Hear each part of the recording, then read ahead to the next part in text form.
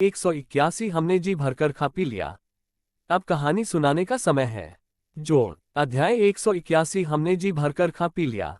अब कहानी सुनाने का समय है। अध्याय 181 हमने जी भरकर खा पी लिया। अब कहानी सुनाने का समय है। स्नैप। पिछले अध्याय पर वापस। शाओमो ने एक लकड़ी की छड़ी ली और उसे लकड़ी के खंभे पर थपथपाया, फिर बोलना शुरू किया।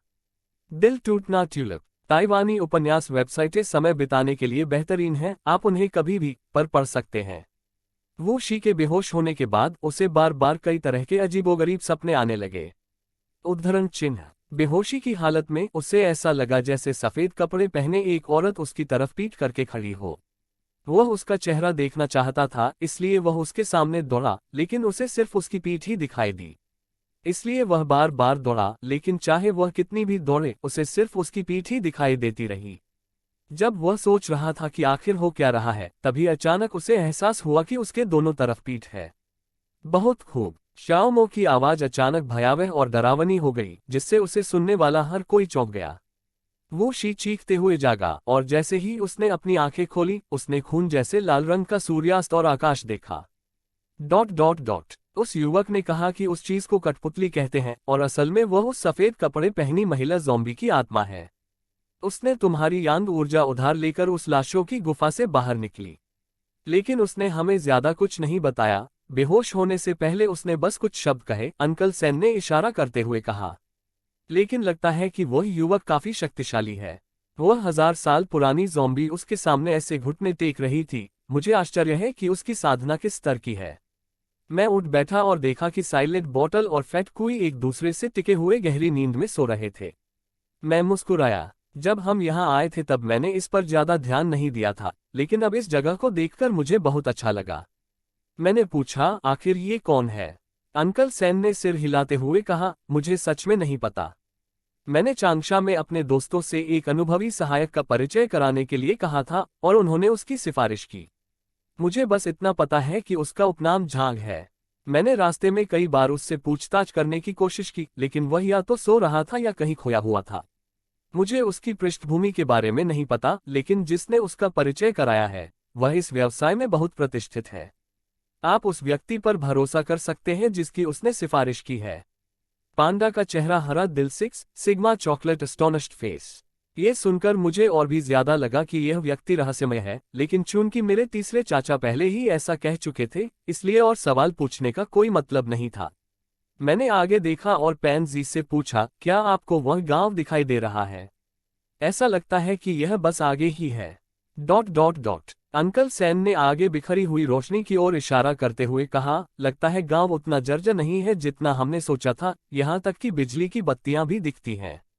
गांव का ख्याल आते ही मन में गर्म पानी से स्नान, जंगली जानवरों का भुना हुआ मांस और गांव की लड़कियों की लंबी चोटियां याद आ जाती हैं, जिससे मैं और भी उत्साहित हो जाता हूँ। उसी क्षण मैंने अपने बाएं और दाएं पहाड़ों की चोटियों पर खच्चरों पर सवार लोगों के एक समूह को देखा। ऐसा लग रहा था कि वे भी गांव की ओर ही जा रहे हैं। चूंकि पहाड़ बहुत ऊंचे नहीं थे, इसलिए मैं स्पष्ट रूप से समझ पाया कि ये लोग स्थानीय निवासी नहीं लग रहे थे। ...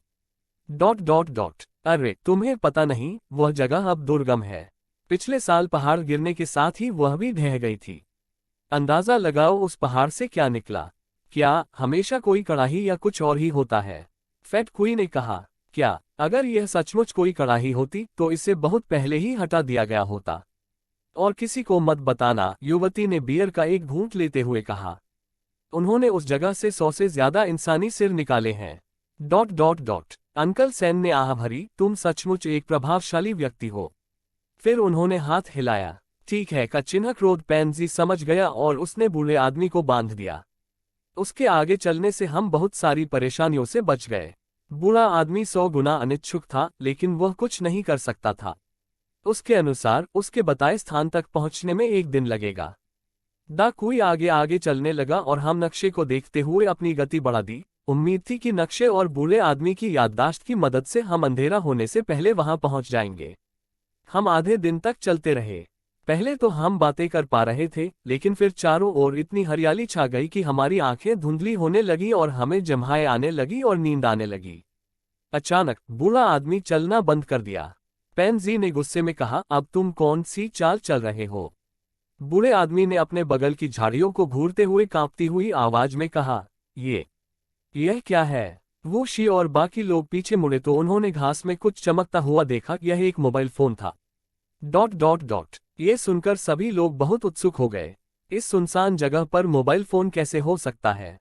दिलराबा दिलेमुरत ने डर से अपना मुंह ढक लिया और चिल्लाए, हे भगवान, क्या ये भूत है? सन यीज़ोऊ ने भी आश्चर्य से जियाओमो की ओर देखा और पूछा, क्या वो शी और अन्य लोगों का सचमुच किसी बुरी चीज से सामना हुआ होगा? बाकी लोग भी बड़ी उत्सुकता से देख रहे थे। लाइव स्ट्रीम देख रहे दर्शक भी इस पर जमकर चर्चा कर रहे थे। मेरे शेष जीवन। अचानक मैं चौंक गया। मैंने जल्दी से लाइट जलाई, बिस्तर पर रेंग कर गया और डर से कांपने लगा। Happy every day. हे भगवान, मो कितना निर्दयी है। अचानक उसकी आवाज इतनी तेज हो गई और मैं श्रोच कर रहा था। धिक्कार है, इसने मेरा संतुलन बिगाड़ दिया। उदासीन संदेशवाहक की बीप। उफ टिल्ड ऊपर वाला आदमी कितना घिनौना है। आध्यात्मिक प्राणी। ये बूढ़ा आदमी अच्छा इंसान नहीं लगता। क्या इसने वूशी और दूसरों को जाल में फंसाया होगा? मासूम और भोले भाले सीपी प्रशंसक, मुझे लगता है, क्या ये संभव है कि यह फोन अन्य मकबरा लुटेरों द्वारा पीछे छोड़ दिया गया हो? ... सभी लोग चर्चा करते हुए अपनी सांसें थामे हुए थे और शियाओमो के बोलने का इंतजार कर रहे थे। वह फोन हाल ही में गिरा होगा। मैंने उसे उठाया तो देखा कि उस पर खून के धब्बे थे, जिससे मुझे एहसास हुआ कि कुछ गड़बड़ है। लगता है यहाँ सिर्फ हम ही नहीं हैं, कोई घायल लग रहा है। ये फोन आसमान से तो नहीं गिरा होगा। मैंने अपने फोन की संपर्क सूची खोली और उसमें कुछ ही नंबर दिखे, सभी अंतर्राष्ट्रीय नंबर थे। कोई और जानकारी नहीं थी। मेरे तीसरे चाचा ने कहा, चाहे कुछ भी हो जाए, हम उन्हें ढूंढने नहीं जा सकते। हमें आगे बढ़ते रहना होगा। मैंने चारों ओर देखा, लेकिन कोई सुराग नहीं मिला, इसलिए मेरे पास आगे बढ़ने के अलावा कोई विकल्प नहीं था। इस सुनसान जंगल में ऐसी आधुनिक दिखने वाली चीज को देखकर थोड़ा अविश्वास हुआ, इसलिए मैंने उस बूढ़े आदमी से पूछा कि क्या हाल ही में हमारे अलावा कोई और इस जंगल में आया था। बूढ़े आदमी ने हंसते हुए कहा, 2 हफ्ते पहले करीब 1 दर्जन लोगों का एक समूह बाहर आया था, लेकिन वे अभी तक वापस नहीं गए हैं। ये जगह खतरनाक है सज्जनों, हमारे पास अभी भी वापस लौटने का समय है। ये तो बस एक राक्षस है, दाकुई ने कहा। मैं आपको बता दूं, हमारे ये छोटे दादाजी तो 1000 साल पुराने ज़ॉम्बीज़ को भी अपने सामने झुकने पर मजबूर कर देते हैं। इनके आसपास कोई राक्षस या दानव कोई समस्या नहीं है ना? उसने साइलेंट बॉटल से पूछा, लेकिन साइलेंट बॉटल ने कोई प्रतिक्रिया नहीं दी, मानो वो अदृश्य हो। दाकुई को इस तरह ठुकराए जाने पर गुस्सा आया, पर वो कुछ कर भी नहीं सकता था। हम तब तक चलते रहे जब तक पूरी तरह अंधेरा नहीं हो गया, और आखिरकार शाम 4 बजे से ठीक पहले अपने गंतव्य पर पहुंच गए। हमने 1 दर्जन से अधिक सैन्य तंबू देखे जो लगभग सही सलामत थे। ये तंबू बहुत उच्च गुणवत्ता के थे। हालांकि वे सड़ी हुई पत्तियों से ढके हुए थे, लेकिन अंदर से बहुत सूखे और साफ थे। तंबू के अंदर दैनिक उपयोग की बहुत सी चीजें थीं। हमने उनकी तलाशी ली और बहुत सारा बिखरा हुआ सामान मिला। कोई मानव शव नहीं था। बूढ़ा आदमी शायद झूठ नहीं बोल रहा था। हमें एक जनरेटर और पेट्रोल के कई डिब्बे भी मिले। इंजन पेट्रोल की थैली में लिपटा हुआ था, लेकिन उसके ज्यादातर पुर्जे बुरी तरह क्षतिग्रस्त थे। फैट कुई ने उसे चालू करने की कोशिश की, लेकिन कोई प्रतिक्रिया नहीं हुई, हालांकि पेट्रोल अभी भी ठीक था। मैंने सब कुछ देखा और पाया कि सभी लेबल फाड़ दिए गए थे, यहां तक कि टेंट और उनके बैग भी। मुझे यह अजीब लगा, ऐसा लग रहा था कि ये लोग नहीं चाहते थे कि किसी को पता चले कि वे कहां से आए हैं। हमने शिविर में आग जलाए और सादा भोजन किया। बूढ़ा आदमी खाना खाते समय लगातार इधर उधर सतर्क निगाहों से देखता रहा। उसे डर था कि कहीं कोई राक्षस अचानक निकलकर उसे भी फांसी न दे दे। दबा हुआ खाना बहुत ही बेस्वाद था, मैंने तो बस कुछ घूंट पानी ही पिया। #182 अध्याय 182 पहली रात। रात में हवा और बारिश की आवाज। जोड़। अध्याय 182 पहली रात। रात में हवा और बारिश की आवाज। अध्याय 182 पहली रात। रात में हवा और बारिश की आवाज। अंकल सैन नीचे बैठ गए, मुट्ठी भर मिट्टी उठाई, उसे सूंघा, सिर हिलाया, कुछ कदम चले, फिर एक और मुट्ठी भर मिट्टी उठाए और बोले, ये बहुत गहराई में दबी हुई है। हमें जांचने के लिए कुछ फावड़े नीचे तक खोदना पड़ेगा। हमने धागे वाले स्टील के पाइपों को जोड़ा और फावड़े का सिर लगा दिया। अंकल सान ने खुदाई शुरू करने के लिए जमीन पर कुछ निशान बनाए। दाकुई ने पहले फावड़े का सिर लगाया, फिर छोटे हैंडल वाले हथौड़े से खुदाई शुरू की। अंकल सान ने नीचे की स्थिति का जायजा लेने के लिए एक हाथ स्टील के पाइप पर रखा। 13 हिस्सों पर हथौड़ा मारने के बाद अंकल सान अचानक बोले, मिल गया। हमने फावड़े को धीरे धीरे ऊपर खींचा और आखिरी फावड़े से मिट्टी का एक ढेला निकला। दा कुई ने फावड़े का सिरा उतारा और हमें दिखाने के लिए आग के पास चले गए। मेरे तीसरे चाचा और मैं दोनों एक ही समय पर पीले पड़ गए और यहाँ तक कि साइलेंट बॉटल भी चौंक गया। वीक पता चला कि मिट्टी ऐसी लग रही थी जैसे खून में भीगी हो और उससे एक तरल पदार्थ टपक रहा था जो ताज़ा खून जैसा दिख रहा था। ... हे भगवान, रक्त से सना शव मकबरा। ये सुनकर शेन जियाग्यांग आश्चर्य से चिल्ला उठा और सभी को वह खतरनाक रक्त शव मकबरा याद आ गया जिसका जिक्र शियाओमो ने शुरुआत में किया था। हे भगवान, हम तो सीधे ब्लड कॉप्स टॉम्ब में पहुंच गए। क्या वो शी और बाकी लोग खतरे में हैं? लियू यफेई ने अपनी ठुड्डी को अपने हाथों पर टिकल लिया। उनके बेहद खूबसूरत चेहरे पर अब चिंता के भाव दिखाई दे रहे थे। शाओमो ने उसे नजरअंदाज किया, हल्की सी मुस्कान बिखेरी और अपना सजीव वर्णन जारी रखा। मेरे तीसरे चाचा ने उसे नाक से लगाकर सूंघा, फिर भौहें सिकुड़ी। मेरे तीसरे चाचा और मैंने दोनों ने रक्त से लथपथ शवों के बारे में अभिलेख पढ़े थे, लेकिन दादाजी के नोट्स से भी हम सटीक जानकारी नहीं निकाल पाए। हालांकि चूंकि मिट्टी में खून था, इसलिए नीचे की कब्र असाधारण होनी चाहिए।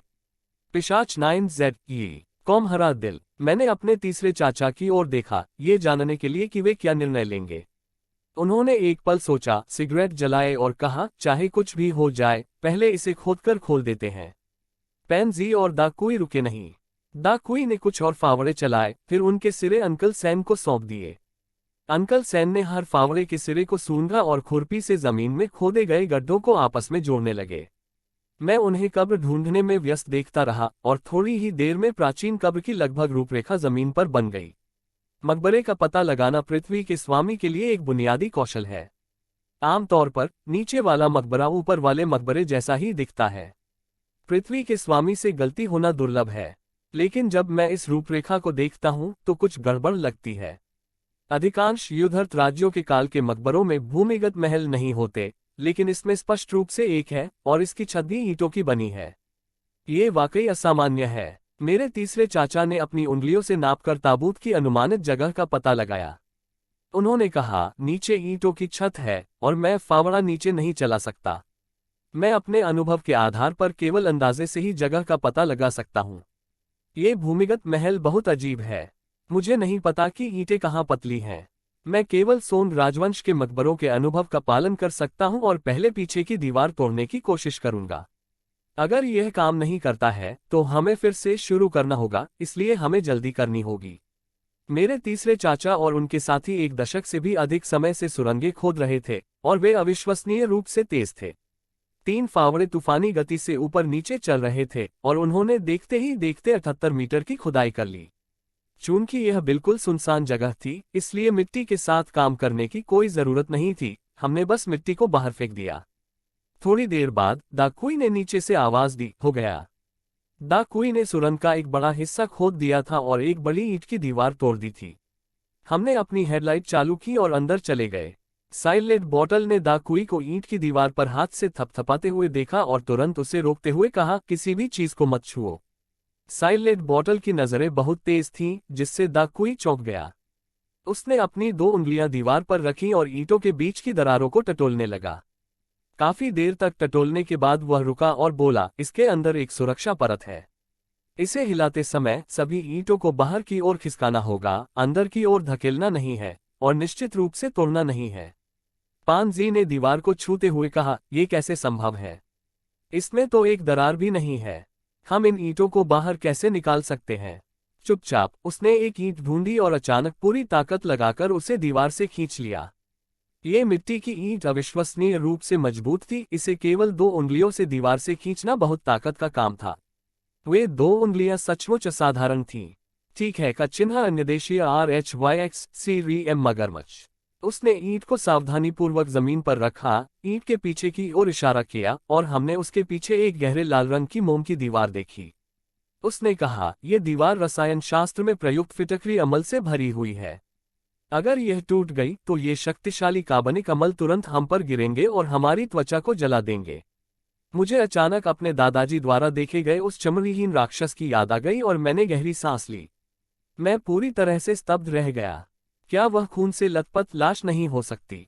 क्या वह मेरे परदादा हो सकते हैं जिन पर फिटकरी एसिड डाला गया हो? तो क्या मेरे दादाजी की गोलियां मेरे परदादाजी पर ही नहीं चलाई गई थी? साइलेंट बॉटल ने फैटकुई से 5 मीटर गहरा एक ऊर्ध्वाधर गड्ढा खुदवाया। फिर उसने अपने थैले से एक सिरिंज और एक प्लास्टिक ट्यूब निकाली, ट्यूब को सुई से जोड़ा और उसका दूसरा सिरा गड्ढे में डाल दिया। पेन ने एक माचिस जलाई, सुई को तब तक गर्म किया जब तक वह लाल गर्म न हो गई, और साइलेंट बॉटल ने उसे सावधानीपूर्वक मोम की दीवार में डाल दिया। तुरंत ही ट्यूब के दूसरे सिरे से लाल फिटकरी एसिड ऊर्ध्वाधर गड्ढे में बहने लगा। जल्द ही गहरे लाल रंग की मोम की दीवार सफेद हो गई, जिससे पता चला कि अंदर से सब कुछ निकल चुका था। साइलेंट बॉटल ने सिर हिलाकर कहा, ठीक है। हमने तुरंत ईंटें हटाना शुरू कर दिया। जल्दी ही हमने दीवार में इतना बड़ा छेद कर दिया कि एक व्यक्ति उसमें से गुजर सके। अंकल सैन ने उस छेद में एक माचिस की डिब्बी फेंकी और उसकी रोशनी में अंदर का वातावरण देखा। ये सुनकर लाइव स्ट्रीम में चैट में असाधारण रूप से हलचल मच गई। अमर प्रकाश, हे भगवान, क्या ये सचमुच किसी इंसान की उंगली है? ये तो ईंट पकड़ने के लिए दीवार में घुसी हुई है। सामने बैठे व्यक्ति की प्रशंसा करते हुए, वाह, इस आदमी की उंगलियां कमाल की हैं। बहनों, मेरे दिमाग में एक अजीब सा विचार आया है, क्या होगा अगर शिव यान द डर्टी गर्ल, आह बहनों, मैं गीली हो गई हूँ। बारिश की एक बूंद, हे भगवान, ये तो किंडरगार्टन जाने वाली बस नहीं है। क्या अब उतरने में बहुत देर हो गई है? समय ठंडा पड़ गया है, दिल बीमार है। मुझे पूरा शक है कि तुम किसी कामुक गतिविधि में शामिल हो, और मेरे पास इसके पर्याप्त सबूत हैं। लाइव स्ट्रीम कुछ अश्लील महिलाओं के कारण जल्द ही पटरी से उतर गई। उस व्यक्ति के उंगलियों के अद्भुत करतबों ने सभी की कल्पनाओं को उड़ान दी। सौभाग्य से मॉडरेटरों ने समय रहते हस्तक्षेप किया और लाइव स्ट्रीम में बिगड़ा हुआ माहौल शांत हो गया। सभी लोग उत्सुकता और उत्साह के साथ शियाओमो की कहानी सुनते रहे। उसी क्षण दा कुई ने पीछे से मेरे कपड़े खींचे और मुझे एक तरफ ले गया। वह आमतौर पर काफी स्पष्टवादी थे, इसलिए मुझे यह अजीब लगा और मैंने उनसे पूछा कि क्या हुआ है। उन्होंने सामने वाली दीवार की ओर, हमारी हेडलाइट से पड़ रही छायाओं की ओर इशारा करते हुए धीरे से कहा, देखो, ये तुम्हारी छाया है ना? मैंने चिड़चिड़ाते हुए कहा, क्या अब तुम अपनी परछाई से भी डरते हो? उसका चेहरा भावहीन था और जब उसने मेरी बात सुनी तो उसके होंठ हल्के से कांपने लगे। मैंने मन ही मन सोचा, अरे नहीं, क्या वह सच में इतना डरा हुआ है? उसने हाथ हिलाकर मुझे चुप रहने का इशारा किया और फिर परछाइयों की ओर इशारा करते हुए कहा, यह मेरी है, ये पांजी की है, ये तीसरे गुरु की है, ये छोटे भाई की है। तुम सबको देख रहे हो ना? तुम्हारी मिलाकर कुल 5 है ना? मैंने सिर हिलाया, फिर अचानक मुझे भी कुछ एहसास हुआ।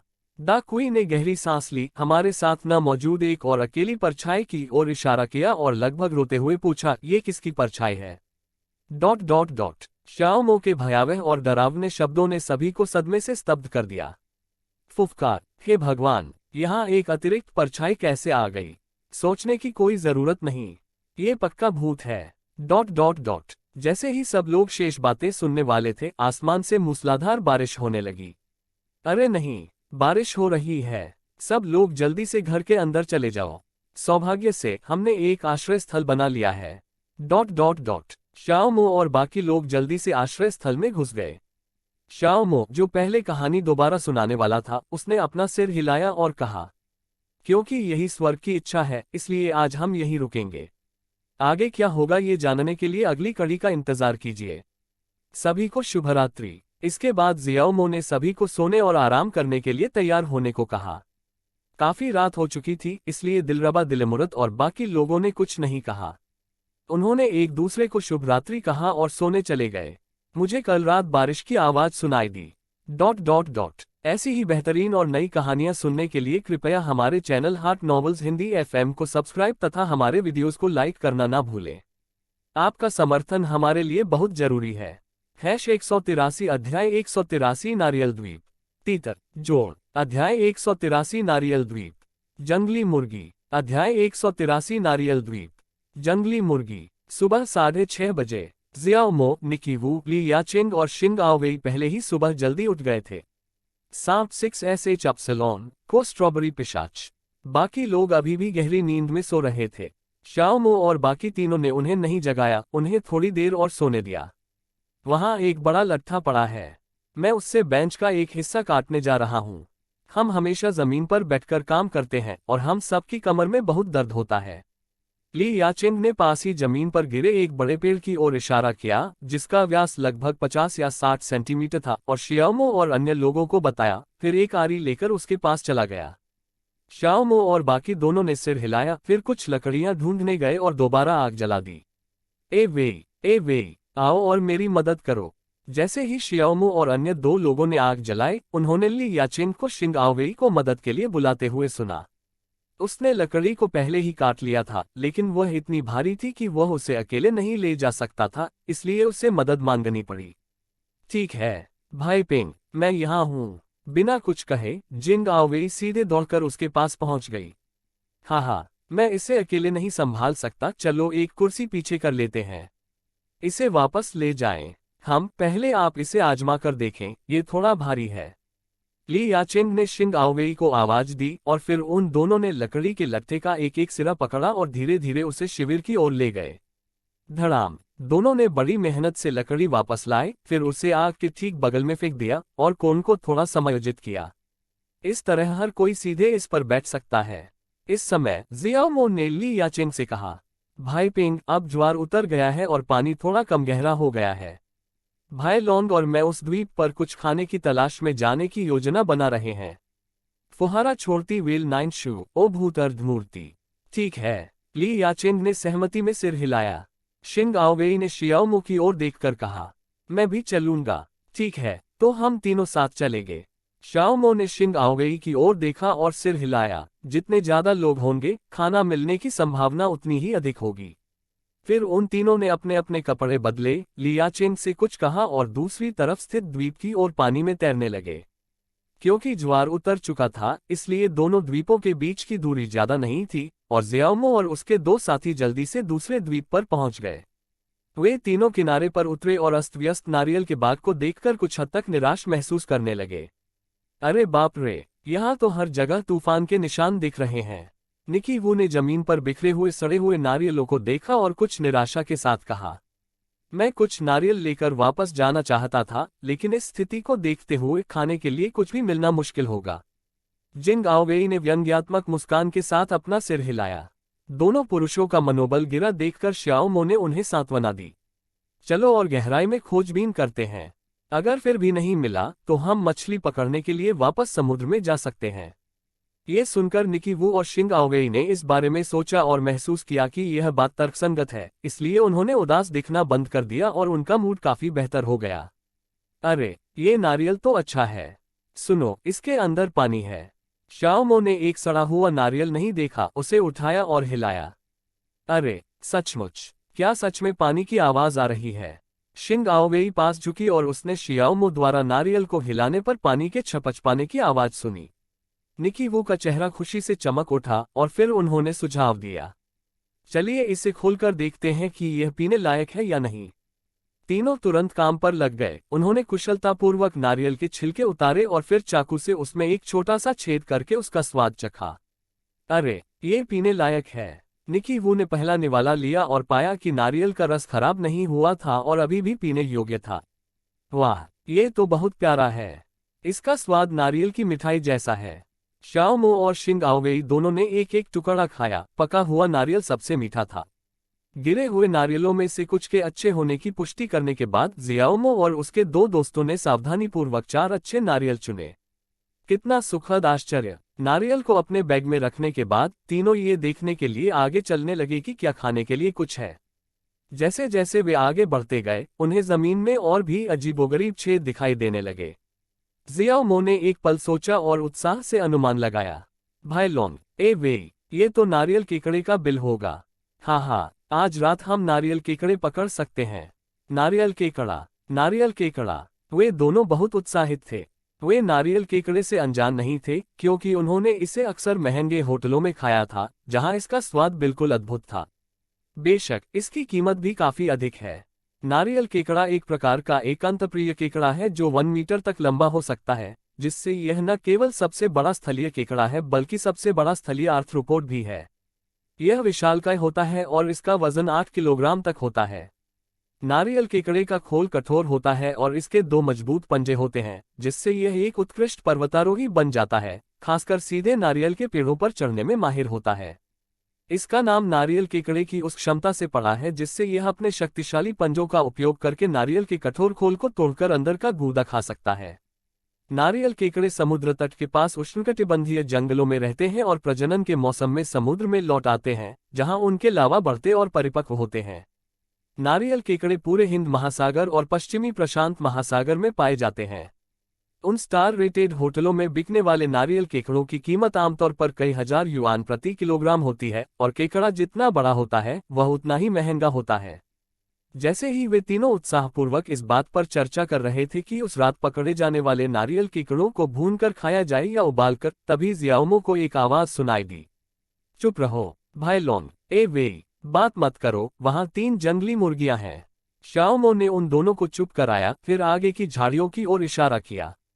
आह, जंगली मुर्गी। ये सुनकर दोनों ने तुरंत अपनी आवाज धीमी कर ली और सावधानीपूर्वक अपने भाले लेकर शियाओमो के पीछे पीछे चलने लगे। कुकू कुकू कुकू। जैसे ही मैं थोड़ा और करीब पहुंचा, मुझे जंगली मुर्गियों की आवाजें सुनाई दी और फिर मैंने नारियल के पेड़ों के नीचे 3 चमकीले रंग की जंगली मुर्गियों को चारा चरते हुए देखा। तीनों एक नारियल के पेड़ के पीछे छिप गए और जियाओमो ने जमीन से एक पत्थर उठा लिया। निकी वू और शिंग आओवेई ने भी भाले उठाए और उनका इस्तेमाल बर्छी के रूप में किया। हम अपनी सेना को 3 समूहों में बांटेंगे और उन्हें घेर लेंगे। शाओमो ने 3 दिशाओं में इशारा किया और निकी वू और शिंग आओवेई से फुसफुसाकर कुछ कहा। स्पष्ट उद्धरण चिन्ह। दोनों ने सिर हिलाया और धीरे धीरे एक दूसरे के करीब आने लगे, एक बाईं ओर और दूसरा दाईं ओर। शाओमो ने तीनों लोगों के बीच की दूरी पर एक नजर डाली और सोचा कि यह लगभग सही है, इसलिए उसने अपना हाथ उठाया और सबसे पहले बाहर निकल गया। निकी वू और शिंग आओवेई ने संकेत मिलते ही काफी तेज गति से आगे बढ़ना शुरू कर दिया। कुकू कुकू कू। इसके बाद तीनों जंगली मुर्गों ने शियाओमो और उसके साथियों को देखा, तेजी से चीखें मारी और भाग गए। भागो मत, निकी वू चिल्लाया और फिर उसने तीनों जंगली मुर्गों पर भाला फेंक दिया। दुर्भाग्यवश मेरा निशाना थोड़ा चूक गया और मैं चूक गया। वाह, जंगली मुर्गियां उसी दिशा में भागी जिधर शिंग आओवेई जा रहा था।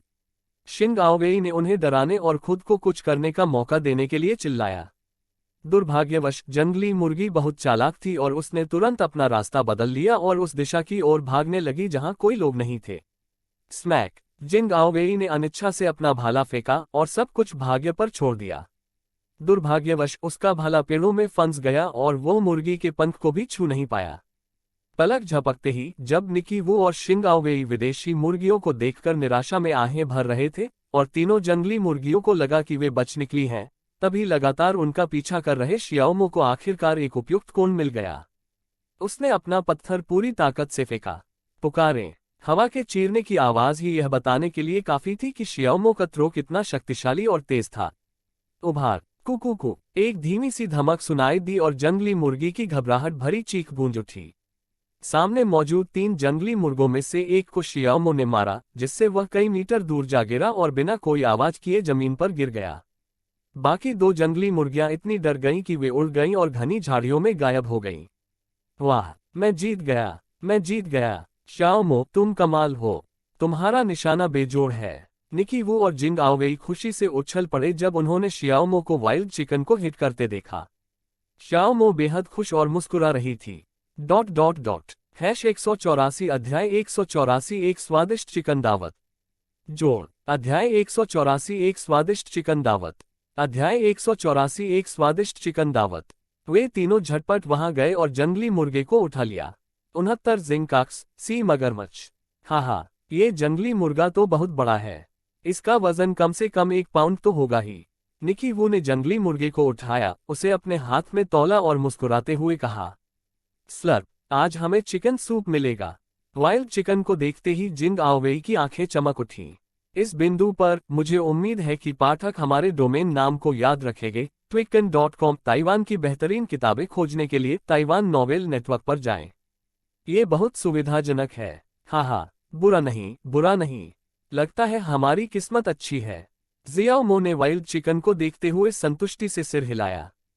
चलो चलें, वापस चलें। शाओमो ने आवाज लगाई और वे तीनों गर्व से भरकर उसी रास्ते से लौट गए। लाइव स्ट्रीम में जो दृश्य अभी अभी घटित हुआ उसे देखकर दर्शक बेकाबू हो गए। खेत में एक विंड पंप स्टेशन, भगवान मुझसे यही उम्मीद थी। बहुत अद्भुत, तुम मेरी अटल पसंद हो, हे भगवान मो 666। नन्हे मुंह के उड़ते हुए पत्थर कभी चूकते नहीं। गर्मी क्या है, हाँ हाँ। जंगली मुर्गी कितनी बदनसीब है, सुबह सुबह भगवान मो और उसके 2 साथियों से उसका सामना हो गया। क्या यह उन्हें मुफ्त में शिकार सौंपने जैसा नहीं है? पावर डूइंग ऑड्स, जंगली मुर्गा बहुत स्वादिष्ट होता है, खासकर यह शुद्ध जंगली मुर्गा।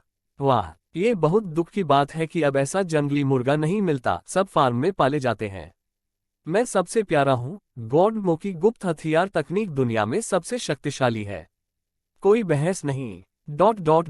इसी बीच निकी वू और उसके 2 साथी पानी में चलते हुए वापस समुद्र तट पर आ गए और उत्साह से चिल्लाने लगे, मैं वापस आ गया हूँ, हम वापस आ गए, हाँ हाँ, देखो हमने क्या पकड़ा। शाओ मो ने अपने हाथ में जंगली मुर्गे को लहराते हुए शिविर में मौजूद सभी लोगों को चिल्लाकर बुलाया। बहुत खूब, जंगली मुर्गे को देखकर ली याचिंग ने उत्साह से कहा। दिल बढ़ता दिल 69 शख्स, सिग्मा ओम ट्रॉफी मनी। सभी लोग खड़े हो गए और अविश्वास भरी निगाहों से शियाओमो और बाकी दोनों को देखने लगे।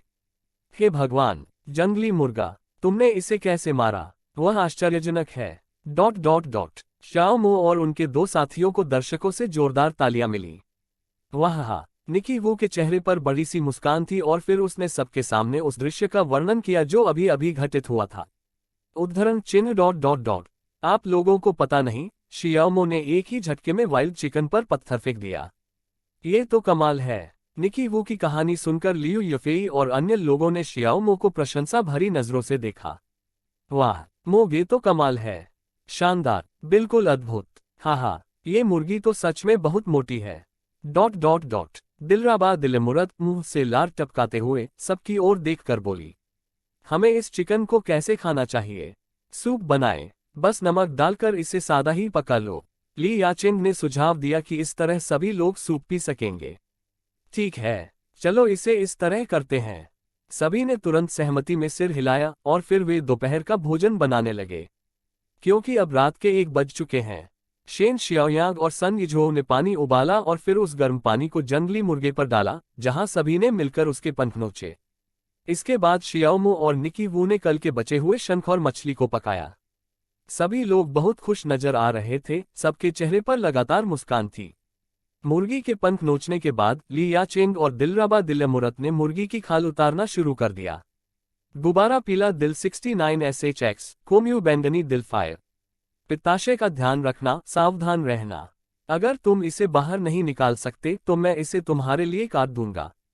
दिलराबा दिलमुरत ने मुर्गे के आंतरिक अंगों से जरा भी डर नहीं दिखाया, उसने सीधे अपने हाथों से उन्हें निकाल लिया, जिससे ली याचेंग काफी आश्चर्यचकित रह गई।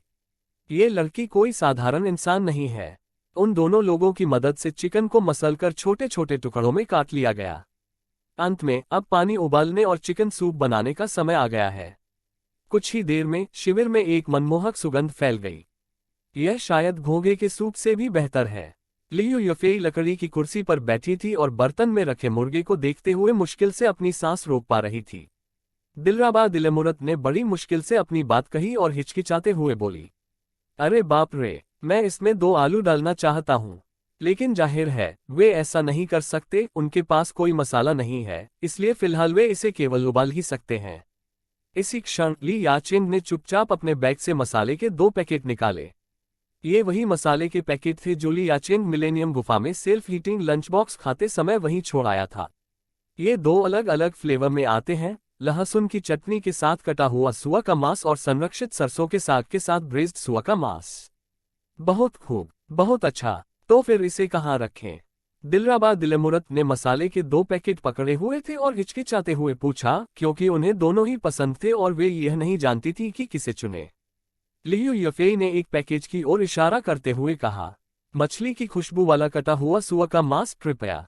सरसों के पत्तों के साथ पकाया हुआ सुआ का मांस बेहतर होता है। हालांकि सन यिझोउ की राय अलग थी, बाकी सभी की अलग अलग राय थी, इसलिए जियाओमो ने असहाय महसूस करते हुए उनसे कहा, ठीक है, सब लोग बहस करना बंद करो। मैं इन दोनों को एक साथ डालूंगा, मिला दूंगा। ये सुनकर सबने बहस करना बंद कर दिया, मिश्रित स्टू बुरा नहीं होगा। श्याओमो ने बर्तन में रखे सूप को देखा और सभी से कहा, ठीक है, अब आप में से जिन्हें सूप चाहिए वे अपना सूप ले सकते हैं, बस मेरे लिए नीचे थोड़ा सा सूप छोड़ देना और मैं उसमें मसाला डालना शुरू कर दूंगी। हाँ हाँ, बढ़िया विचार है। चिकन सूप का समय हो गया है। जैसे ही सबको पता चला कि उन्हें सूप मिल सकता है, वे तुरंत इकट्ठा हो गए। वाह, ये चिकन सूप तो बहुत ही स्वादिष्ट है। ये बहुत ताज़ा और खुशबूदार है। सभी लोग इसे जरूर आजमाएं। बहुत बढ़िया, स्वाद अच्छा है। Dot dot dot. सभी ने चिकन सूप की बहुत तारीफ की और शियाओमो ने भी इसे चखा और उसे यह स्वादिष्ट लगा। तली ये नहीं और बेहद ताज़ा और सुगंधित। जल्द ही सबने चिकन सूप का बर्तन लगभग खत्म कर दिया। शियाओमो ने तुरंत दूसरे व्यक्ति को और दिलरबा दिलमुरत लेने से रोकते हुए कहा कि अगर वे और पी लेंगे तो कुछ बचेगा ही नहीं, और वह मसाले के पैकेट के लिए थोड़ा सा बचाकर रखना चाहता है। बहुत खूब। जैसे ही जंगली मुर्गे का मांस मसाले के पैकेट में डाला जा रहा था, सभी ने उत्साहपूर्वक जयकारे लगाए। मसाला पैकेट डालने के बाद सुगंध और भी तेज हो गई, जिससे सबके मुंह में पानी आ गया। हेलो टिल, मुझे इसे खाने का बहुत मन कर रहा है। दिलरबा दिलमुरत बर्तन को ध्यान से घूरते हुए खुद से कुछ बुदबुदा रहे थे। हाँ, उसकी जीवंत और मनमोहक सूरत देखकर सब हंस पड़े। लंबे और कष्टदायक इंतजार के बाद जंगल शैली की चिकन दावत आखिरकार तैयार है। ठीक है, चलो खाना खाते हैं। श्याओमो के आदेश पर उत्सुक भीड़ ने तुरंत उन्हें घेर लिया। हाँ, सब लोग सावधान रहें, बहुत गर्मी है। अधीर भीड़ को देखकर ज़ियाओमो मुस्कुराया और एक अनुस्मारक दिया। लेकिन इस समय सबका ध्यान पूरी तरह से चिकन पर केंद्रित था और उन्हें किसी और बात की परवाह नहीं थी। उन्होंने चॉपस्टिक से चिकन का एक टुकड़ा उठाया और उसे खाने लगे। वाह, ये तो बहुत स्वादिष्ट है। निकी वू का चेहरा खाना खाते समय दर्द से विकृत हो गया, वह जल गई थी। सुरक्षित रखी हुई सरसों की पत्तियों का स्वाद इसमें समा गया है। गर्मी होने के बावजूद भी वह उसे खाने से खुद को रोक नहीं सका। वाह, स्वादिष्ट स्वादिष्ट, इसका स्वाद वाकई बहुत अच्छा है। ये जंगली चिकन बहुत ही स्वादिष्ट है। चिकन बहुत ही नरम है और साथ ही बहुत लचीला भी। हाँ, सही कहा ना, ये फ्लेवर तो दुकानों में मिलता ही नहीं। Dot dot dot. जल्द ही सारा चिकन सूप और चिकन मांस खा पी लिया गया और जमीन पर केवल गंदगी ही बची रही। मुर्गी का मांस खत्म करने के बाद सभी ने आश्रय स्थल को बेहतर बनाने का काम शुरू करने से पहले थोड़ी देर झपकी ली। घर के चारों ओर एक ऐसा झूला बनाए जो जमीन से ऊपर हो और हवा को रोके। हालांकि करने के लिए ज्यादा कुछ नहीं था, फिर भी समय बहुत जल्दी बीत गया और देखते ही देखते शाम हो गई। चलो कुछ नारियल केकड़े पकड़ते हैं। श्याओमो को उस दिन पहले नारियल द्वीप पर देखा गया छेद याद आ गया और उसने निकी वू और शिंग आओगई को मछली पकड़ने के लिए पानी में जाने से रोक दिया। चलो ठीक है, जाओ। निकी वू को भी याद आया और उन्होंने तुरंत जोर से दोहराया, मैं भी जाना चाहता हूँ। जैसे ही श्याओमो और अन्य दो लोग रवाना होने वाले थे, सन यीझुओ को भी दिलचस्पी हो गई और वह भी इस मजे में शामिल होने के लिए शोर मचाने लगा। ठीक है, चलो साथ चलते हैं। श्याओमो ने स्वाभाविक रूप से कोई आपत्ति नहीं जताए, इसलिए वे चारों नारियल द्वीप के लिए रवाना हो गए। नारियल केकड़ा, हम आ रहे हैं। Dot dot dot. ऐसी ही बेहतरीन और नई कहानियां सुनने के लिए कृपया हमारे channel heart novels Hindi FM को सब्सक्राइब तथा हमारे वीडियोस को लाइक करना ना भूलें। आपका समर्थन हमारे लिए बहुत जरूरी है। 185 अध्याय 185 पेड़ों पर चढ़ने वाला केकड़ा, नारियल केकड़ा। जोड़। अध्याय 185 वृक्षों पर चढ़ने वाला केकड़ा, नारियल केकड़ा।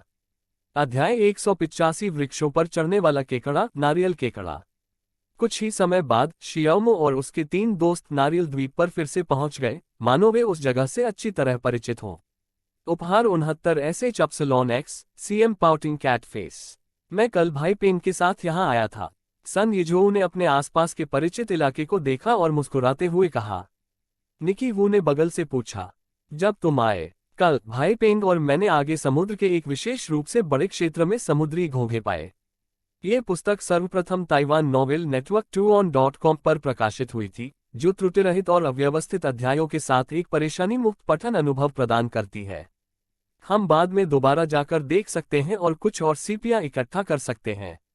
हाँ, ये तो बहुत बढ़िया है। कल घोंघे का मांस सचमुच बहुत स्वादिष्ट था। श्याओमो ने सिर हिलाया और मुस्कुराया। शंख बड़ा और स्वादिष्ट था, इसलिए समूह ने फैसला किया कि नारियल केकड़ा पकड़ने के बाद वे सन यीझुओ के साथ उसे खोजने जाएंगे। जैसे जैसे वे आगे बढ़े, जियाओमो ने अपनी टॉर्च चारों ओर घुमाए और उसे एक नारियल केकड़े का बिल दिखाई दिया। शाओमो ने चाकू से अंदर कुछ बार कुरेद कर देखा, लेकिन कोई हलचल नहीं हुई, इसलिए शायद वहां कोई नारियल केकड़ा नहीं था। तो क्या यही नारियल केकड़े में छेद है? सन यिझोऊ ने उत्सुकता से पूछा। हाँ, बाद में इस तरह के किसी भी छेद पर नजर रखना, हो सकता है उसके अंदर नारियल केकड़ा हो। शाओमो ने सिर हिलाया और फिर सभी को कुछ निर्देश दिए। इतना गहरा? सन यिझोऊ ने एक टहनी ली और उसे छेद में डाला। पूरी टहनी अंदर चली गई, लेकिन फिर भी वह नीचे तक नहीं पहुंच सका।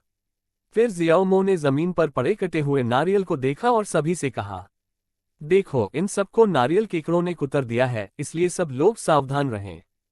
हे भगवान, काटने की ताकत तो अविश्वसनीय है। सुन यिझोऊ नारियल में बने छोटे से छेद को देखकर विस्मय से घूर रहा था। 269kahukai.com वे तो नारियल के इतने सख्त छिलके को भी काट सकते हैं। निकी वू और शिंग आओवेई भी हैरान थे, उन्होंने दिन के दौरान इनमें से कुछ भी नहीं देखा था। सभी लोग बातें करते और हंसते रहे, और फिर हर व्यक्ति अलग अलग दिशा में चला गया और पूरी तरह से खोजबीन शुरू कर दी। हाँ, यहाँ एक छोटा सा केकड़ा है। सन यिझोऊ ने एक सूखे पेड़ की शाखाओं को अलग किया और एक छोटा सा हर्मिट केकड़ा बेताब होकर भागने की कोशिश करने लगा। शाओमो ने 2 उंगलियों के आकार के उस केकड़े को देखा और सिर हिलाते हुए कहा, ये तो बहुत छोटे हैं, छोड़ो भी, छोटे वालों को मत पकड़ो। जल्दी करो और नारियल केकड़ा ढूंढो। ये छोटा केकड़ा बाल बाल बच गया। उन्होंने अपनी खोज जारी रखी, लेकिन काफी समय बाद भी उन्हें नारियल केकड़े का कोई सुराग नहीं मिला। शाओमो भी हैरान था। असंभव, नारियल केकड़े में इतने सारे छेद हैं, हमें उन्हें ढूंढने में कोई दिक्कत नहीं होनी चाहिए। क्या वे पेड़ पर हैं? जब शियाओमो ने इसके बारे में सोचा तो वह हंस पड़ी। हाँ, मैंने पहले कभी नहीं सुना था कि केकड़े पेड़ पर चढ़ते हैं। ऐसा सोचने के बावजूद जियाओमो ने भी पेड़ की तलाशी लेने का फैसला किया। संयोगवश जब उसने ऊपर देखा तो उसके ऊपर पेड़ पर एक विशालकाय केकड़ा बैठा हुआ था। ये वही नारियल केकड़ा था जिसकी वे लंबे समय से तलाश कर रहे थे। वाह, शाओमो ने उत्साह से कहा, फिर खुशी खुशी निकी वू और अन्य लोगों को बुलाया। सब लोग जल्दी आओ, मुझे नारियल केकड़ा मिला है। हाँ, क्या तुम्हें मिल गया? कहाँ? आ रहा हूँ। खबर सुनते ही निकी वू और उनके 2 साथी तुरंत घटनास्थल पर पहुंचे। दुर्लभ और रहस्यमय नारियल केकड़े को लेकर उनकी जिज्ञासा बढ़ गई थी। रिबन के साथ दिल सिजर SDX कोएम चीटी मानी। हे भगवान, ये पेड़ पर कैसे चढ़ गया? इसलिए तो हम इसे इतने लंबे समय तक ढूंढ नहीं पाए। वाह, ये तो बहुत बड़ा है। क्या ये नारियल केकड़ा है? मैंने इसे पहले कभी नहीं देखा। शिंग आओवेई ने अपनी टॉर्च की रोशनी पास के एक पेड़ पर डाली और तुरंत एक और नारियल केकड़ा देख लिया। देखो, एक और है। निकी वू, जो शियाओमो को नारियल केकड़ों को पकड़ने के लिए पेड़ पर चढ़ते हुए देख रही थी, ने चीखें सुनी और उत्साह से दौड़कर वहां पहुंची। ये पेड़ की चोटी तक चढ़ गया है, चलो देखते हैं कि क्या हम इसे नीचे उतार सकते हैं। पेड़ काफी छोटा था, इसलिए निकी वू और शिंग आओवेई ने नारियल केकड़े को हिलाकर नीचे उतारने के बारे में चर्चा की। बिना किसी झिझक के जिंग आओवेई ने पेड़ के तने को पकड़ा और उसे जोर से हिलाया। छप छप छप, लेकिन नारियल केकड़ा पेड़ के तने से मजबूती से चिपका रहा और चाहे जिंग आओवेई ने उसे कितना भी हिलाया, वह नीचे नहीं गिरा। ये देखकर निकी वू भी पास गई और पेड़ के तने को जोर जोर से हिलाने लगी। स्मैक! अंततः उनके अथक प्रयासों के बाद नारियल केकड़ा सफलतापूर्वक पेड़ से बाहर निकल आया और नीचे गिर गया। हाँ, शिंग आओवेई ने नारियल केकड़े को सावधानीपूर्वक पीछे से पकड़ा और उसे अपने बैग में रख लिया। हाँ, तुमने भी एक पकड़ लिया। इसी समय जियाओमो और सन यिझोऊ नारियल केकड़ा लेकर दौड़ते हुए आए। चलिए फिर से देखते हैं, निश्चित रूप से और भी बहुत कुछ है। एक दिशा को ध्यान में रखते हुए सभी ने सावधानीपूर्वक ऊपर की ओर देखा और पेड़ों को खोजा, और जल्द ही निकी वू को भी एक पेड़ मिल गया। वहां ऊपर एक और है। जब निकी वू ने देखा कि जिंग आओवेई पेड़ को हिलाने ही वाला है, तो उसने उसे रोककर कहा, कोई जरूरत नहीं, मैं बस पेड़ पर चढ़कर उसे पकड़ लूंगा। निकी वू फुर्ती से पेड़ पर चढ़ गई और फिर शियाओमो से बोली, शियाओमो, मुझे चाकू दो, मैं इसे काट दूंगा। वह जगह थोड़ी दूर थी, इसलिए निकी वू को उसे नीचे की ओर धकेलना पड़ा। भाई लॉन्ग, ये लो। शियाओमो ने तुरंत माइटी सौंप दी। शिंग आओवेई पेड़ पर बैठे नारियल केकड़े को देखकर आश्चर्यचकित रह गई। मैंने पहले कभी किसी केकड़े को पेड़ पर चढ़ते नहीं देखा। मैं समुद्र के किनारे पला बड़ा हूं और मैंने भी कभी ऐसा केकड़ा नहीं देखा। मैं भी। सन यीज़ोऊ ने सहमति में सिर हिलाया। शाओ मो ने मुस्कुराते हुए समझाया, नारियल केकड़े मुख्य रूप से हिंद महासागर और पश्चिमी प्रशांत महासागर के पानी में पाए जाते हैं। वे हमारे देश में नहीं रहते। ओह, मुझे पता था। शाओ मो की व्याख्या सुनने के बाद सन यीज़ोऊ और दूसरा व्यक्ति अचानक समझ गए। देर रात लाइव स्ट्रीम देख रहे दर्शक मन ही मन आश्चर्यचकित रह गए। एक बूढ़ा आदमी, अरे बाप रे, क्या केकड़े पेड़ पर चढ़ सकते हैं? ड्रैगन क्यों? हे भगवान, ये नारियल केकड़ा है। ये तो बहुत बड़ा है। और यह नीला है। मैंने पहले कभी ऐसा कुछ नहीं देखा। दूर से तुम्हारी आवाज सुनकर इसकी कीमत कितनी है? ये तो बहुत बड़ा है। Chain chain I love you. चीन में 700 युआन प्रति किलो की दर से इस नारियल केकड़े की कीमत कम से कम 10,000 युआन होगी। इच्छाओं का पिटारा, वाह। मुझे गॉडमो और उनके परिवार से बहुत ईर्ष्या हो रही है। उनके पास लॉबस्टर और नारियल केकड़े हैं। मैं भी उन्हें खाना चाहता हूँ। ... इसी क्षण पेड़ पर बैठी निकीवू ने उसे याद दिलाया, सावधान रहो, मैं वार करने वाला हूँ। पेड़ के नीचे अब कोई नहीं था। जियाओ मो ने निकीवू से कहा, कोई बात नहीं भाई लोंग, पेड़ के नीचे कोई नहीं है। ये पुष्टि करने के बाद कि पेड़ के नीचे कोई नहीं था, निकीवू ने एक चाकू लिया और नारियल केकड़े पर कई बार वार किया, जिससे वह आसानी से नीचे गिर गया। शाओ मो और उसके दो साथी आगे बढ़े, नारियल केकड़ा पकड़ा और उसे अपने थैले में रख लिया। इस समय 3 नारियल केकड़ों को सफलतापूर्वक पकड़ लिया गया था और सभी के चेहरे मुस्कान से भरे हुए थे। क्या ये काफी है? पर्याप्त। तो चलिए वापस चलते हैं। हाँ... शाओ मो और उसके 3 साथी जल्द ही शिविर में लौट आए। नारियल केकड़े से भरा थैला लिए हुए सन यीज़ोऊ ने जोर से चिल्लाया, हम वापस आ गए। निकीवू ने अपने चेहरे पर गर्व भरी मुस्कान के साथ ली याचेंग और अन्य लोगों से कहा, कौन इधर आकर इस बैग को देख रहा है? लियू यफेई ने उत्सुकता से पूछा, यह क्या है? दिलराबा दिलमुरत और अन्य लोग भी उत्सुकता से देख रहे थे। शाओ मो ने उन पर मुस्कुराया और फिर उन्हें दिखाने के लिए अपना बैग खोला। बहुत खूब, यह एक नारियल केकड़ा है। कितना बड़ा नारियल केकड़ा है। ... खाने की शौकीन दिलराबा दिलमुरत ने नारियल केकड़े को तुरंत पहचान लिया। शाओ मो ने नारियल केकड़ों को पूरी तरह से बाहर निकाल दिया ताकि सभी लोग उन्हें और अधिक स्पष्ट रूप से देख सकें। वाह, ये तो बहुत बड़ा है। ये केकड़ा है या झींगा? उसका पिछवाड़ा झींगा मछली जैसा क्यों दिखता है? ... 186 अध्याय 18 नारियल केकड़ा। जोड़। अध्याय 186 ग्रिल्ड नारियल केकड़ा। अध्याय 186 ग्रिल्ड नारियल केकड़ा। सभी लोग उत्सुकता से नारियल केकड़े को कुछ देर तक देखते रहे और खाने की शौकीन दिलरबा दिलमुरत खुद को रोक नहीं पाई और उन्होंने आग्रह किया, अरे सब लोग देखना बंद करो। इसे कैसे बनाते हैं? क्या इसे भाप में पकाएं या बेक करें? एक पल के लिए सभी असमंजस में पड़ गए, इसलिए सबने शियाओ मो की ओर देखा। 6shx.com। तो चलिए ग्रिल्ड नारियल केकड़ा खाते हैं। शाओ मो ने सबकी ओर देखा और कहा, चलो शुरू करते हैं। बोलते बोलते उसने एक नारियल केकड़ा उठाया और उसे भूनने के लिए सीधे कोयले की आग पर रख दिया। ली याचेंग और निकीवू ने एक एक चीज उठाए और उसे कोयले की आग पर रख दिया। ये सबसे सरल और कम परेशानी वाला तरीका है। सब लोग बस आग के चारों ओर बैठ जाते हैं और इंतजार करते हैं। चलो हिलना बंद करो, देखो ये कितने लाल गर्म हैं। बस थोड़ा और आगे। क्या हमें इसे पलट देना चाहिए? इसका स्वाद तो लाजवाब है। ... जब सब लोग बातें कर रहे थे तो वे कोयले की आग पर पक रहे नारियल के केकड़े को भून रहे थे, जिससे एक स्वादिष्ट सुगंध निकल रही थी।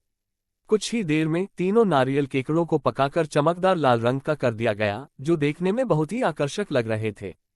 शाओ मो ने सोचा कि अब समय आ गया है, इसलिए उसने एक छड़ी का इस्तेमाल करके नारियल केकड़े को कोयले की आग से उठा लिया। फिर चाकू की मदद से नारियल केकड़े के कांटे काटे और उन्हें बर्तन में डाल दें। बहुत खूब। सभी लोग खाने से खुद को रोक नहीं पाए। सैंटा पाउटिंग कैट फेस 69 सायन सीड्स ऑफ ड्रैगन। कितना ताज़ा है। मांस कितना मीठा है। दिलरबा दिलमुरत ने खाना खाते हुए सिर हिलाया और खाने की तारीफ की। ली याचेंग भी आह भरे बिना नहीं रह सकी। ये तो किंग क्रैब के बराबर है। जब शियाओ मो ने नारियल केकड़े को पूरी तरह से काट लिया तो उसने स्वाद लेने के लिए केकड़े का एक पंजा भी उठाया। बुरा नहीं, स्वादिष्ट। नारियल केकड़े का मांस बहुत ही लचीला होता है और चारकोल ग्रिलिंग विधि इसे हल्का सा भुना हुआ सुगंध देती है, जिससे ये बेहद स्वादिष्ट बन जाता है। सभी लोग बिना रुके लगातार खा रहे थे और अपने गल फुलाकर लगातार चबा रहे थे। उनकी खाने की आदतों ने लाइव स्ट्रीम में मौजूद दर्शकों को ललचाने और उनसे नफरत करने दोनों के लिए मजबूर कर दिया। बसंत की हवा में मदहोश, मैं बसंत की हवा में मदहोश हूँ, आह मैं पागल हो रहा हूँ। अब फिर से अपने खाने में जहर मिलाने का समय आ गया है। भाइयों, चलो यहाँ से निकले। हैप्पी एवरी डे, बिल्कुल नहीं। मैं अब और बर्दाश्त नहीं कर सकता। बारबेक्यू सेना आ रही है। पतझड़ की बारिश, बेगोनिया, चमेली, वाह, मुझे इसे खाने का बहुत मन कर रहा है। उफ, इसे देखकर मुझे इतनी भूख लग रही है कि मैं रोने लगी हूँ। Waiting for the wind, waiting for you, नारियल केकड़ा नहीं खरीद सकते। हम्फ, चालाक ने तो पहले ही ग्रिल्ड केकड़ा मंगवा लिया है। सौभाग्य से जियाओमो और उनकी टीम ने जल्दी से तीनों नारियल केकड़ों को खत्म कर दिया, जिससे आखिरकार दर्शकों का देर रात का भोजन संबंधी कष्टदायक क्षण समाप्त हो गया। भरपेट भोजन करने के बाद सभी लोग संतुष्टि और खुशी के भावों के साथ लकड़ी की कुर्सियों पर बैठ गए। बहुत अच्छा महसूस कर रहा हूँ, लियू यफेई ने अपने पेट को छूते हुए शियाओमो से अधीरता से कहा। भाई मो, क्या अब कहानी सुनाने का समय नहीं आ गया है? जी हाँ भाई मो, लगभग समय हो गया है। दिलराबा दिलेमुरत ने भी यही बात दोहराई और शियाओमो को प्रोत्साहित किया। उपहार 69 ऐसे चप्सलॉन X, CM pouting cat face. हालांकि बाकी लोग कुछ नहीं बोले, लेकिन वे सभी आशा भरी निगाहों से शियाओमो की ओर देख रहे थे। शियाओमो मुस्कुराए और बिना देर किए सिर हिलाकर कहानी सुनाने लगी। चलिए वहीं से शुरू करते हैं जहां हमने छोड़ा था। इसी सिलसिले में वू शी और अन्य लोगों ने अचानक मकबरे के कक्ष में एक अतिरिक्त छाया देखी, जिससे सभी चौंक गए। वू शी ने उस परछाई को गौर से देखा जैसे ही उसने अपना सिर नीचे किया। जब उसने अपना सिर फिर से उठाया तो वह बहुत विशाल हो गई, लगभग उसके कंधों से भी चौड़ी।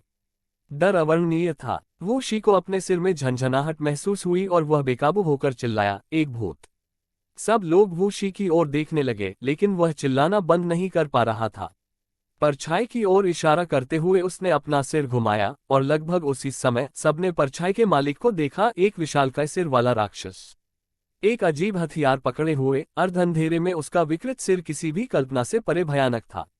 साइलेंट बॉटल ने अपनी हेडलाइट उठाए और उसे चमकाया। सभी ने उस राक्षस का असली रूप स्पष्ट रूप से देख लिया। वह ऐसा लग रहा था जैसे किसी ने अपने सिर पर मिट्टी का एक बड़ा सा बर्तन रख रखा हो। धिक्कार है। वो शी का अत्यधिक भय पल भर में घोर क्रोध में बदल गया। दरअसल वह एक ऐसा व्यक्ति था जिसके सिर पर एक बड़ा मिट्टी का बर्तन था, हाथ में टॉर्च थी और वह मिस्र की मुद्रा में बैठा था। बर्तन में 2 छेद थे, जिनमें से 2 धूर्त आंखें झांक रही थीं, जो देखने में बेहद घृणित लग रही थीं। माहौल बेहद असहज हो गया। वो शी और उसके साथियों को समझ नहीं आ रहा था कि यह आदमी दोस्त है या दुश्मन, और उसकी शक्ल देखकर वे दंग रह गए। इससे पहले कि वे कुछ समझ पाते, पैनजी ने चिल्लाकर कहा, भाड़ में जाओ, मैं तुम्हें गोली मार दूंगा, और अपनी बंदूक निकाल ली। उस आदमी को एहसास हुआ कि उसने उन्हें गुस्सा दिला दिया है, और वह चिल्लाया, हे भगवान, और तेजी से बचते हुए सीधे उस रास्ते में भाग गया जहां से वूशी और उसके साथी आए थे। पैनजी ने बिना किसी झिझक के अपनी बंदूक उठाई, उसे लोड किया और एक गोली चला दी। उन्होंने मिट्टी का घड़ा उस आदमी के सिर पर पटक दिया, जिससे उसके गले में केवल एक फंदा रह गया। वह आदमी गाली देते हुए भाग गया, तू मौत को दावत दे रहा है, मेरे वापस आने का इंतजार कर, मैं तुझे सबक सिखाऊंगा। इतना कहकर वह ऐसे गायब हो गया मानो उसके पैरों में तेल लगा हो। ये सुनकर सबका शुरुआती डर तुरंत दूर हो गया और वे सब मुस्कुराने लगे। हाँ, आखिर यह एक इंसान ही तो है। निकी वू ने कंधे उचकाए और मुस्कुराए। हाँ, ये बंदा तो बहुत ही मजेदार है। ये तो मिस्र की मुद्रा भी बना रहा है, ऐसा तो कोई और नहीं करता। शेन शियाओयांग के चेहरे पर भी बेहद मनोरंजक भाव थे। बाकी सब लोग भी अपनी हंसी नहीं रोक पाए। हाँ, क्या यह आदमी मजाक करने की कोशिश कर रहा है? अजीब बात है, अचानक मकबरे में कोई कैसे आ गया? क्या ये पहले वाले मकबरे के लुटेरों में से एक हो सकता है? लाइव स्ट्रीम हंसी से गूंज रही थी और इस हिस्से को सुनकर सभी बेहद खुश हुए। जब वे हंसना बंद कर चुके थे तब जियाओमो ने आगे कहा। साइलेंट बॉटल ने उस पर एक नजर डाली और कहा, यह बुरा है, हम उसे अपने मकबरे तक नहीं जाने दे सकते। अगर उसने उस ताबूत को छुआ तो उसका अंत निश्चित है। इतना कहकर उसने अपने थैले से काले सोने का प्राचीन चाकू झटके से निकाला और बिना खनिक का लैंप लिए ही कुछ ही कदमों में अंधेरे में उसका पीछा करने लगा। पेंजी उसकी मदद करने के लिए उसके पीछे दौड़ना चाहता था, लेकिन उसके तीसरे चाचा ने उसे पकड़ लिया और कहा, वहां जाकर तुम क्या करोगे? जाओ उन दोनों तरफ के कमरों की जांच करो और देखो कि वह कहां से निकला था। मैं जल्दी से दाहिनी ओर के कक्ष में गया और देखा कि पत्थर की दीवार में सीधा एक छेद खुदा हुआ है। कोने में एक मोमबत्ती पड़ी थी जिससे एक अजीब सी हरी रोशनी निकल रही थी। ओह, मैंने कहा, तो वह आदमी कब्र लुटेरा है। मैंने जमीन पर एक थैला देखा जो शायद उसी ने वहां छोड़ा था। उसे खोलकर मैंने कुछ औजार, कुछ बैटरियां और कब्र का एक मोटा मोटा नक्शा पाया। हालांकि वह बहुत जल्दबाजी में बनाया गया था, लेकिन मैं तुरंत समझ गया कि चौकोर खाने 7 ताबूतों को दर्शा रहे थे। नक्शे के बगल में कई अलग अलग लिखावटें थीं, जो ऐसा लग रहा था कि कई लोगों ने उस जगह के बारे में चर्चा करते हुए लिखी थीं। नक्शे के बगल में एक बड़ा प्रश्न चिन्ह था जिसके बाद ये शब्द लिखे थे, 7 सितारा संदिग्ध ताबूत। उद्धरण चिन्ह ... फैटी को लगा कि यह ठीक है। हमने जल्दी से पेन जेड के घाव पर पट्टी बांधी, फिर मेरे कपड़ों में से कपड़े के कुछ टुकड़े फाड़कर उसके ऊपर लपेट दिए। पेंजी को इतना दर्द हो रहा था कि वह लगभग बेहोश हो गया था। मैंने उसे दीवार के सहारे हौंफते हुए देखा और मैं बहुत भावुक हो गया। अगर मैंने ज्वलनशील पदार्थ को दूर न हटाया होता तो शायद उसका ये हाल न होता। उसी क्षण मुझे कुछ याद आया और मैंने उस मोटे आदमी से पूछा, वैसे तुम आखिर हो कौन? जैसे ही वह मोटा आदमी कुछ बोलने ही वाला था, साइलेंट बॉटल ने उसे चुप रहने का इशारा किया। तुरंत ही मुझे गलियारे के एक तरफ से एक भयानक गड़गड़ाहट की आवाज सुनाई दी। ...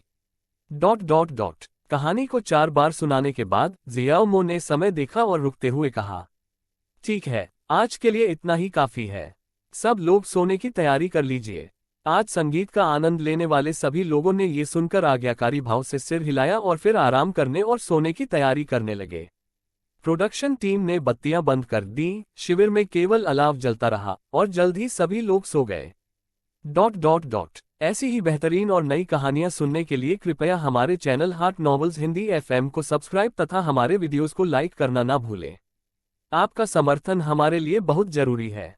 187 अध्याय 187 समुद्र में शिकार, शानदार लॉबस्टर। जोड़ अध्याय 187 समुद्र में शिकार, शानदार लॉबस्टर। अध्याय 187 समुद्र में शिकार, शानदार लॉबस्टर। सभी के मीठे सपनों में एक शांतिपूर्ण रात गुजरी और पूर्व में सूरज उगाया, जिससे एक नए दिन की शुरुआत हुई। 69 kilo joule. OM Google search reading. चलो मछली पकड़ने के लिए समुद्र में चलते हैं। जब सब लोग उठ गए और हाथ मुंह धोकर तैयार हो गए, तब जियाओमो ने जोर से आवाज लगाई, वे आज मछली पकड़ने के लिए समुद्र में जा रहे हैं।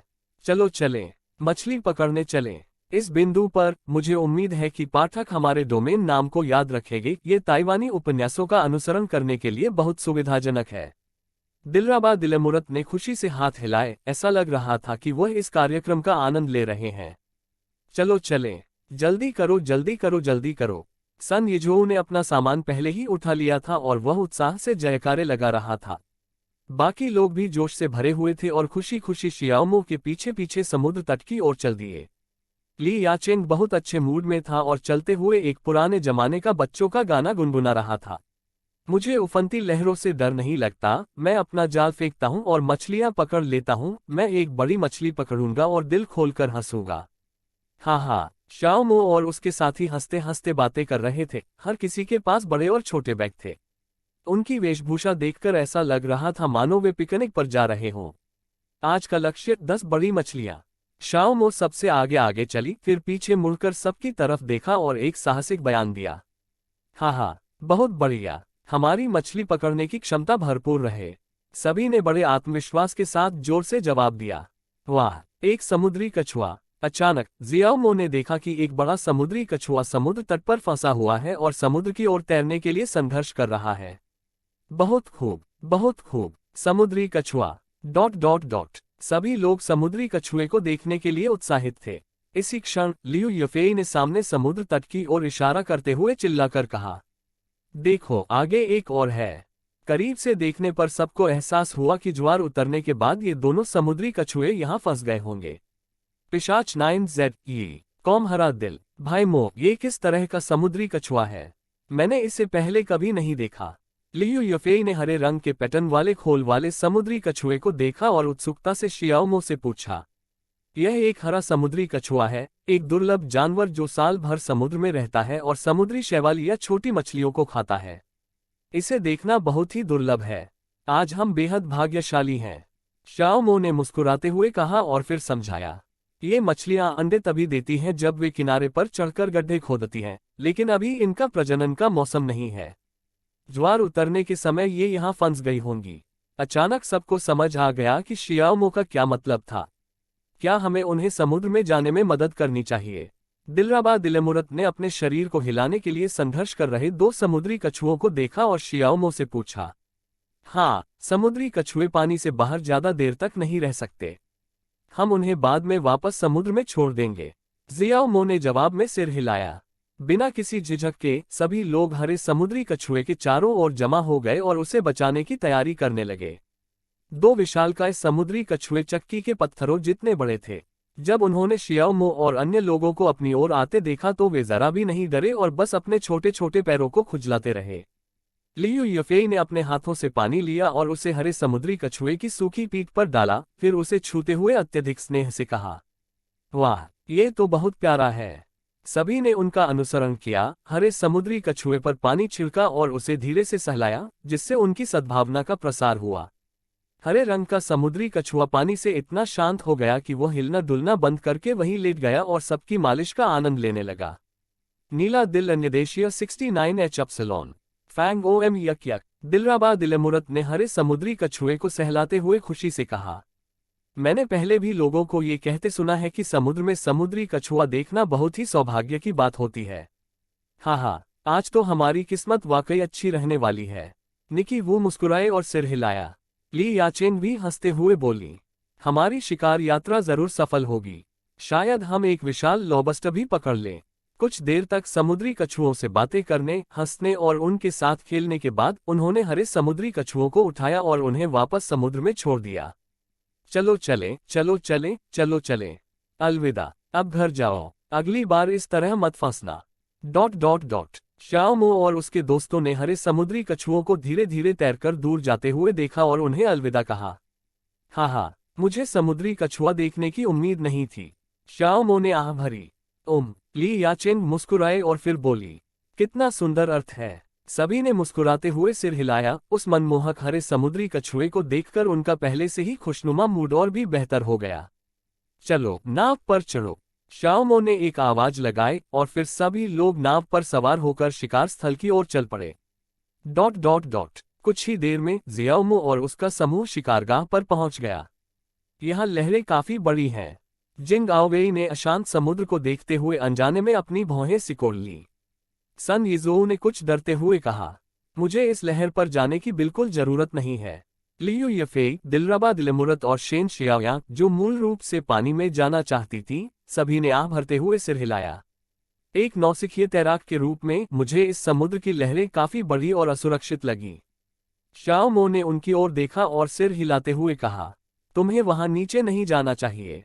न केवल लहरें बड़ी हैं, बल्कि मुझे लगता है कि पानी कम से कम 10 मीटर गहरा है।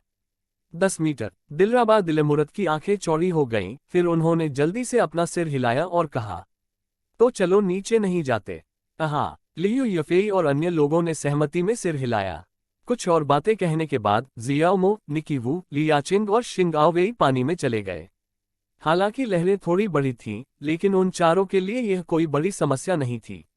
शियाओमो और अन्य लोग पानी से बिल्कुल अप्रभावित थे। वे समुद्र में स्वतंत्र रूप से और आसानी से तैर रहे थे। भाई मो, सावधान रहो। नाव पर बैठी लियू यफेई ने शियाओमो और अन्य लोगों को कुछ चिंता के साथ देखा। शियाओमो ने उसे हाथ हिलाकर यह संकेत दिया कि सब ठीक है, फिर वह नीचे गोता लगाकर समुद्र की तलहटी में शिकार की तलाश करने लगा। मुझे कहना पड़ेगा, शियाओमो और उसके दोस्तों ने वाकई बहुत अच्छी जगह चुनी थी। समुद्र तल पर मछलियों के झुंड तैर रहे थे और बहुत सारे विशालकाय क्लैम भी थे। लेकिन आज शियाओमो का निशाना वे नहीं है, उसका निशाना विशालकाय लॉबस्टर है।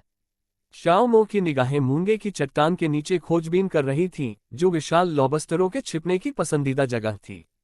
जियाओमो ने जल्द ही एक खोज की। एक प्रवाल भित्ति के नीचे लगभग 50 सेंटीमीटर लंबा और पूरी तरह से नीला एक विशाल लॉबस्टर छिपा हुआ था। शाओ मो तेजी से तैरकर वहां पहुंचा, छेद को बंद करने के लिए अपनी बाहें फैलाईं, अंदर हाथ डाला और बड़े लॉबस्टर को पकड़ लिया। शाओ मो बेहद खुश था, यह अलंकृत लॉबस्टर अब तक का सबसे बड़ा लॉबस्टर था जो उसने कभी देखा था। शाओ मो ने लॉबस्टर को पकड़ा और झट से सतह पर तैरने लगी। लियू यफेई और अन्य लोग, जो लगातार जहाज से समुद्र को देख रहे थे, उन्होंने तुरंत शियाओमो और उसके हाथ में मौजूद बड़े लॉबस्टर को पहचान लिया। वाह, कितना बड़ा लॉबस्टर है! भाई मो कमाल का है। हे भगवान, क्या ये कांटेदार लॉबस्टर है? ये तो बहुत बड़ा है। हाँ, मैंने इससे पहले इतना बड़ा कभी नहीं देखा। ... सभी लोग शियाओमो के हाथ में मौजूद विशालकाय लॉबस्टर को देखकर उत्सुकता से घूर रहे थे। उनके चेहरे पर इतनी खुशी थी कि वे सभी खड़े हो गए।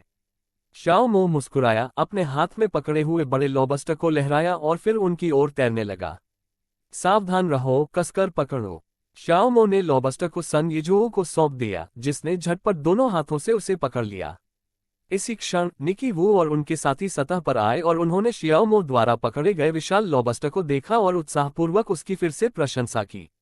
वे खाली हाथ नहीं लौटे। जिंग आओवेई को 2 सीपियां मिली और निकी वू और ली याचिन दोनों को एक एक विशाल क्लैम मिली। शाओ मो ने सभी के लूटे हुए माल को देखा, संतुष्टि से सिर हिलाया और फिर कहा, हाँ, बस बहुत हो गया, चलो वापस चलते हैं। ठीक है, तो चलिए वापस चलते हैं। किसी ने आपत्ति नहीं जताई। एक सुनसान द्वीप पर भोजन रखने के लिए कोई रेफ्रिजरेटर नहीं था, और अगर वे बहुत अधिक मछली पकड़ लेते तो वह अगले दिन खराब हो जाती। इसलिए वे हर बार तब रुकते थे जब उन्हें एक दिन के लिए पर्याप्त भोजन मिल जाता था।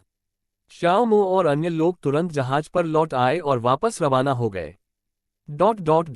188 अध्याय 188 दोपहर के भोजन का अवकाश। जोड़ अध्याय 188 दोपहर के भोजन का अवकाश। अध्याय 188 दोपहर के भोजन का अवकाश। शिविर में वापस आकर शियाओमो और उसके दोस्तों ने लॉबस्टर की दावत पकाना शुरू कर दिया।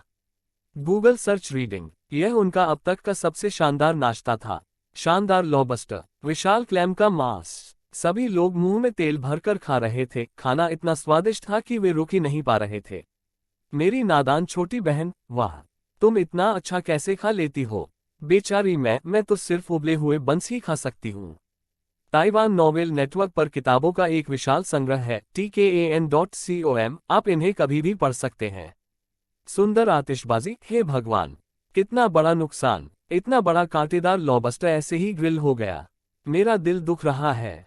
सोचा समझा, लेकिन असल में नहीं। मैंने अनुमान लगाया कि गॉडमो और उनके समूह ने इस भोजन पर कम से कम 10,000 खर्च किए होंगे। लिनलिन का छोटा अनुयायी, हे भगवान, मुझे अमीरों की दुनिया समझ नहीं आती। ईर्ष्या के मारे मेरा दिमाग फटने का मन कर रहा है। एक क्लियर स्प्रिंग, क्या कोई दोस्त नौरू जाने के लिए टीम बनाना चाहता है? अगर हम एक विशाल लॉबस्टर पकड़ लेते हैं तो हम अमीर हो जाएंगे। बाएं, दाएं या अंदर, जाग जाओ भाई। अगर तुम्हारे पास इतना पैसा है तो तुम किसी कारखाने में नौकरी क्यों नहीं ढूंढ लेते? ... लाइव स्ट्रीम देख रहे दर्शक बेहद ईर्ष्यालु थे और स्क्रीन टिप्पणियों से भर गई थी, जिससे तस्वीर लगभग अदृश्य हो गई थी।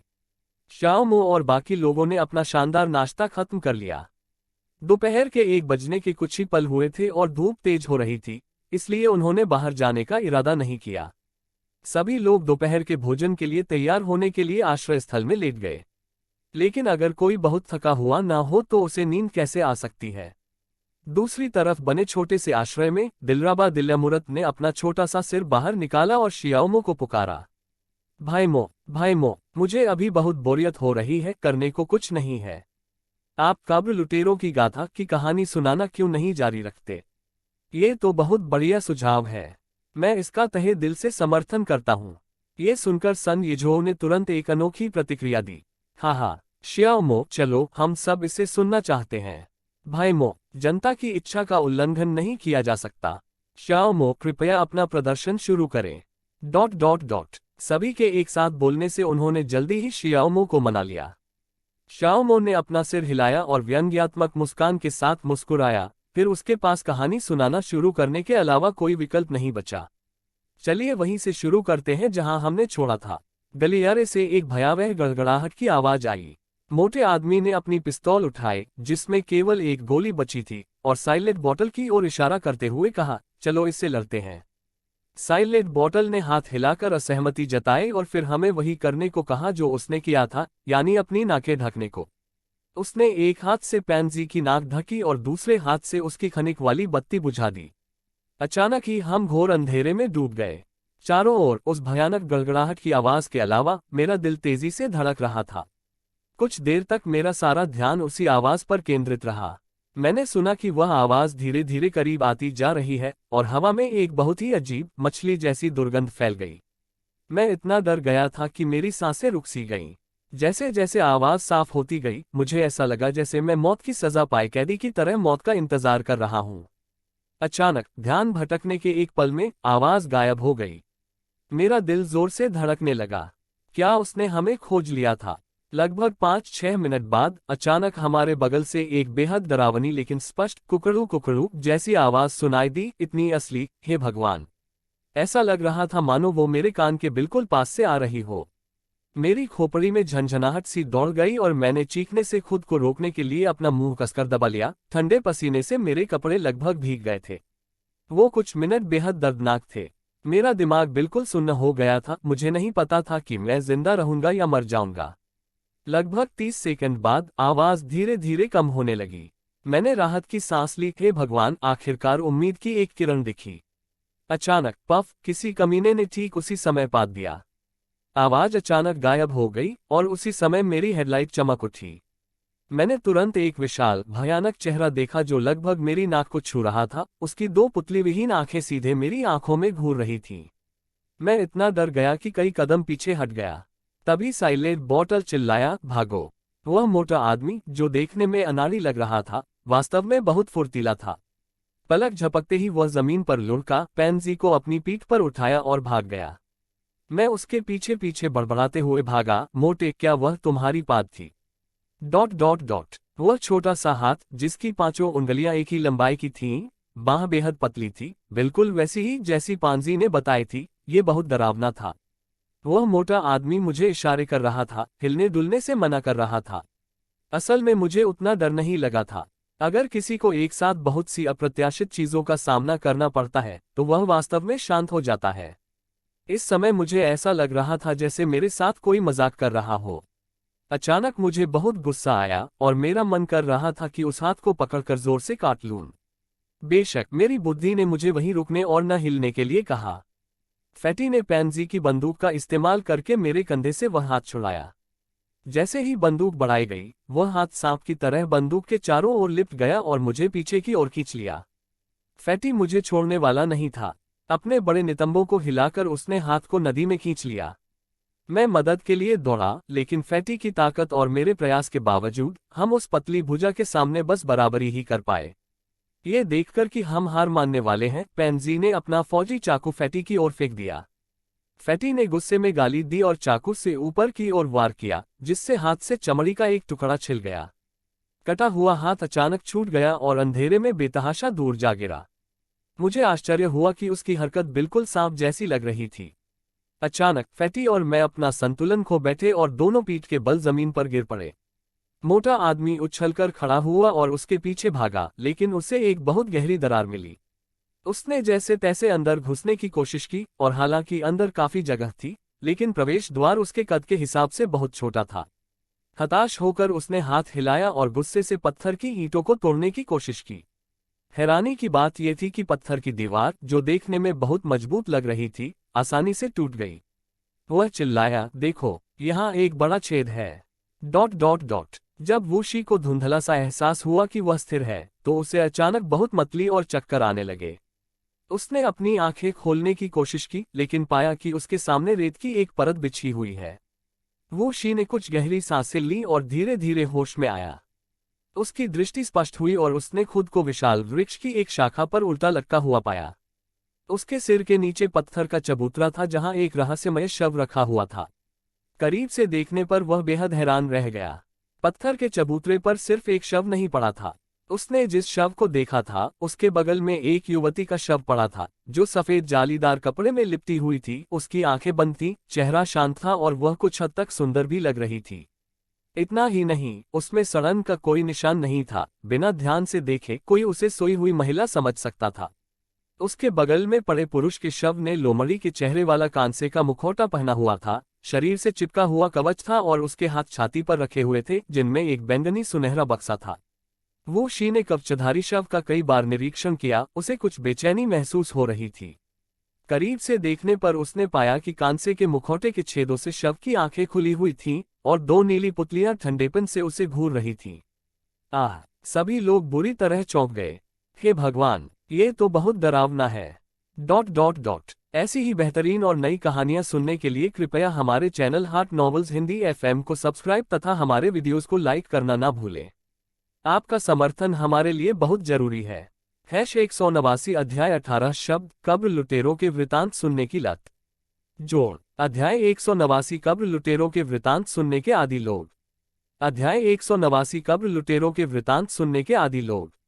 वाह, कितना डरावना है। भयभीत दिलरबा दिल-ए-मुरत लियू यफेई की बाहों में सिमट गई और लियू यफेई भी भयभीत भाव से उससे लिपट गई। ओप डिग्री बैकवर्ड डिग्री रिबन 69 शख्स सी अंगूठी एम रिबन डिग्री बैकवर्ड डिग्री ओ। इनकी आंखें क्यों खुली हैं? क्या ये कोई ज़ॉम्बी है जो दोबारा जिंदा हो गया है? लियू यफेई और दिलरबा दिल-ए-मुरत ठंड से बचने के लिए एक दूसरे से चिपक गईं, जिससे उनका डर थोड़ा कम हो गया। बाकी लोग भी इतने भयभीत हो गए कि उनका पूरा शरीर कांपने लगा। दिन का उजाला होने के बावजूद उन्हें कपकपी का एहसास हुआ। औसम कराका, हे भगवान, सैकड़ों वर्षों के बाद भी इस महिला का शव सड़ा नहीं है। क्या वह ज़ोंबी बन गई होगी? तुम मेरी धड़कन हो, ये बहुत डरावना है, बहुत भयानक है। मुझे लगता है आप दोनों भौतिकी के शौकीन हैं। आंखें खुली हैं। बिल्कुल नहीं, हे भगवान, ये देखकर मेरी रूह कांप उठी। दुनिया के छोर तक पैदल चलते हुए क्या आपको मकबरे का मालिक मिल गया? उस बैंगनी सुनहरे बक्से में जरूर कुछ कीमती चीज है। मो के प्रशंसक जियाओ मिना, हे भगवान मो, हमें जल्दी बताओ आगे क्या हुआ।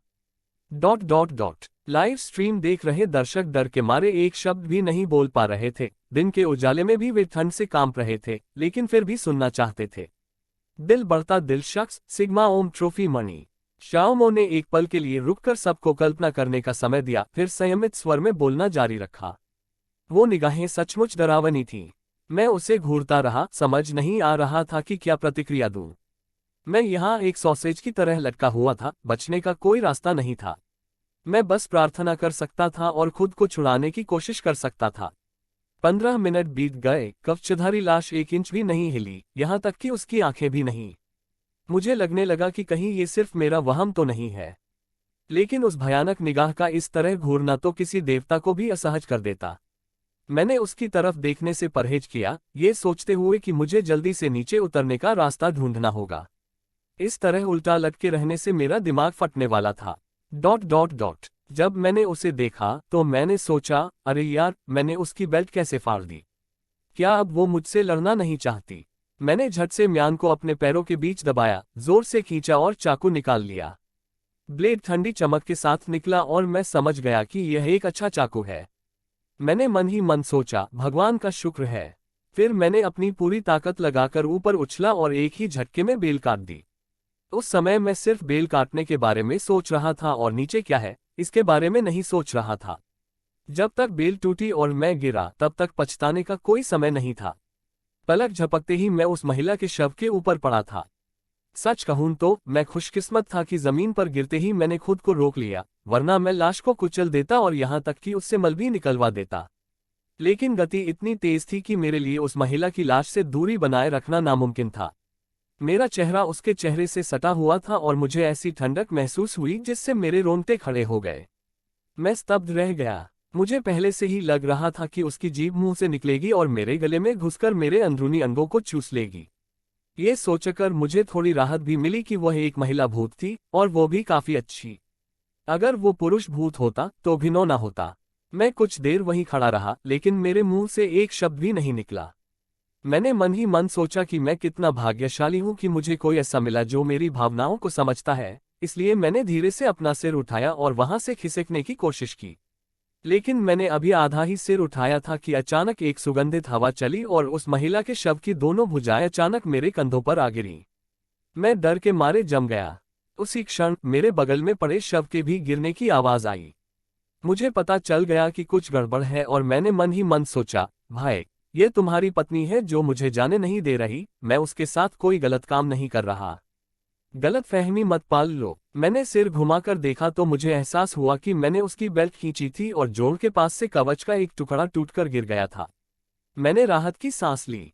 अब मैं बस इसी बात के लिए शुक्रगुजार हो सकती थी कि मैं एक महिला लाश थी, न कि पड़ोस का राक्षस, वरना मैं जरूर डर के मारे पैंट गीली कर देती।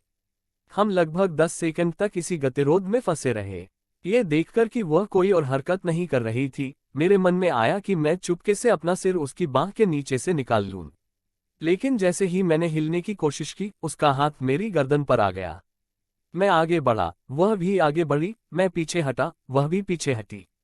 मैंने खुद को संभाला और अचानक अपनी गर्दन ऊपर की ओर झटक दी, ये सोचते हुए कि मैं बस खुद को छुड़ाकर लुढ़ककर दूर चला जाऊंगा। लेकिन मुझे उसकी पकड़ इतनी मजबूत होने की उम्मीद नहीं थी। मेरे झटके से वह भी उठकर बैठ गई और इस झटके के साथ ही उस महिला शव का मुंह खुल गया, जिससे उसके मुंह में कुछ छिपा हुआ दिखाई दिया। ... उस मोटे आदमी की आंखें कवचधारी लाश पर बार बार घूम रही थीं। उन्होंने कहा, मेरे एक दोस्त ने मुझे बताया कि इसे नीली आंखों वाली लोमड़ी का शव कहते हैं। बहुत समय पहले एक आदमी ने किसी अज्ञात राजवंश की एक प्राचीन कब्र खोजी। ताबूत खोलने पर उसे शव पर एक नीली आंखों वाली लोमड़ी पड़ी मिली। लोमड़ियों को राक्षसी शक्तियों वाला माना जाता है और शव पर लोमड़ी का होना बहुत अशुभ होता है। उसे सब कुछ सही सलामत वापस रख देना चाहिए था, लेकिन कब्र खोदने वाला, जो उतना कुशल नहीं था, हार मानने को तैयार नहीं था और उसने चुपके से एक जेठ कछुआ वहीं छोड़ दिया। कई साल बाद उसने कब्र खोदने का काम छोड़ दिया और शादी करने के लिए घर लौट आया। बाद में उसकी पत्नी गर्भवती हुई और जब दाई बच्चे को जन्म दे रही थी तो वह अचानक चीखी और बेहोश हो गई। कब्र खोदने वाला दौड़कर आया और उसने देखा कि उसकी पत्नी के नवजात शिशु की आंखें नीली थीं। पहले तो कब्र खोदने वाले को लोमड़ी का हाथ समझ नहीं आया। उसने सोचा कि बच्चे को कोई अजीब बीमारी है और उसने हर जगह चिकित्सा सहायता ली।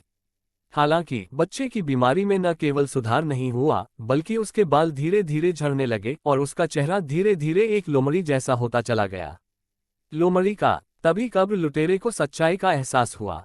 फिर वह प्राचीन कब्र की ओर एक लंबी यात्रा पर निकल पड़ा, जेठ कछुए को मुक्त किया और उसके बाद से बच्चे की बीमारी बढ़ना बंद हो गई।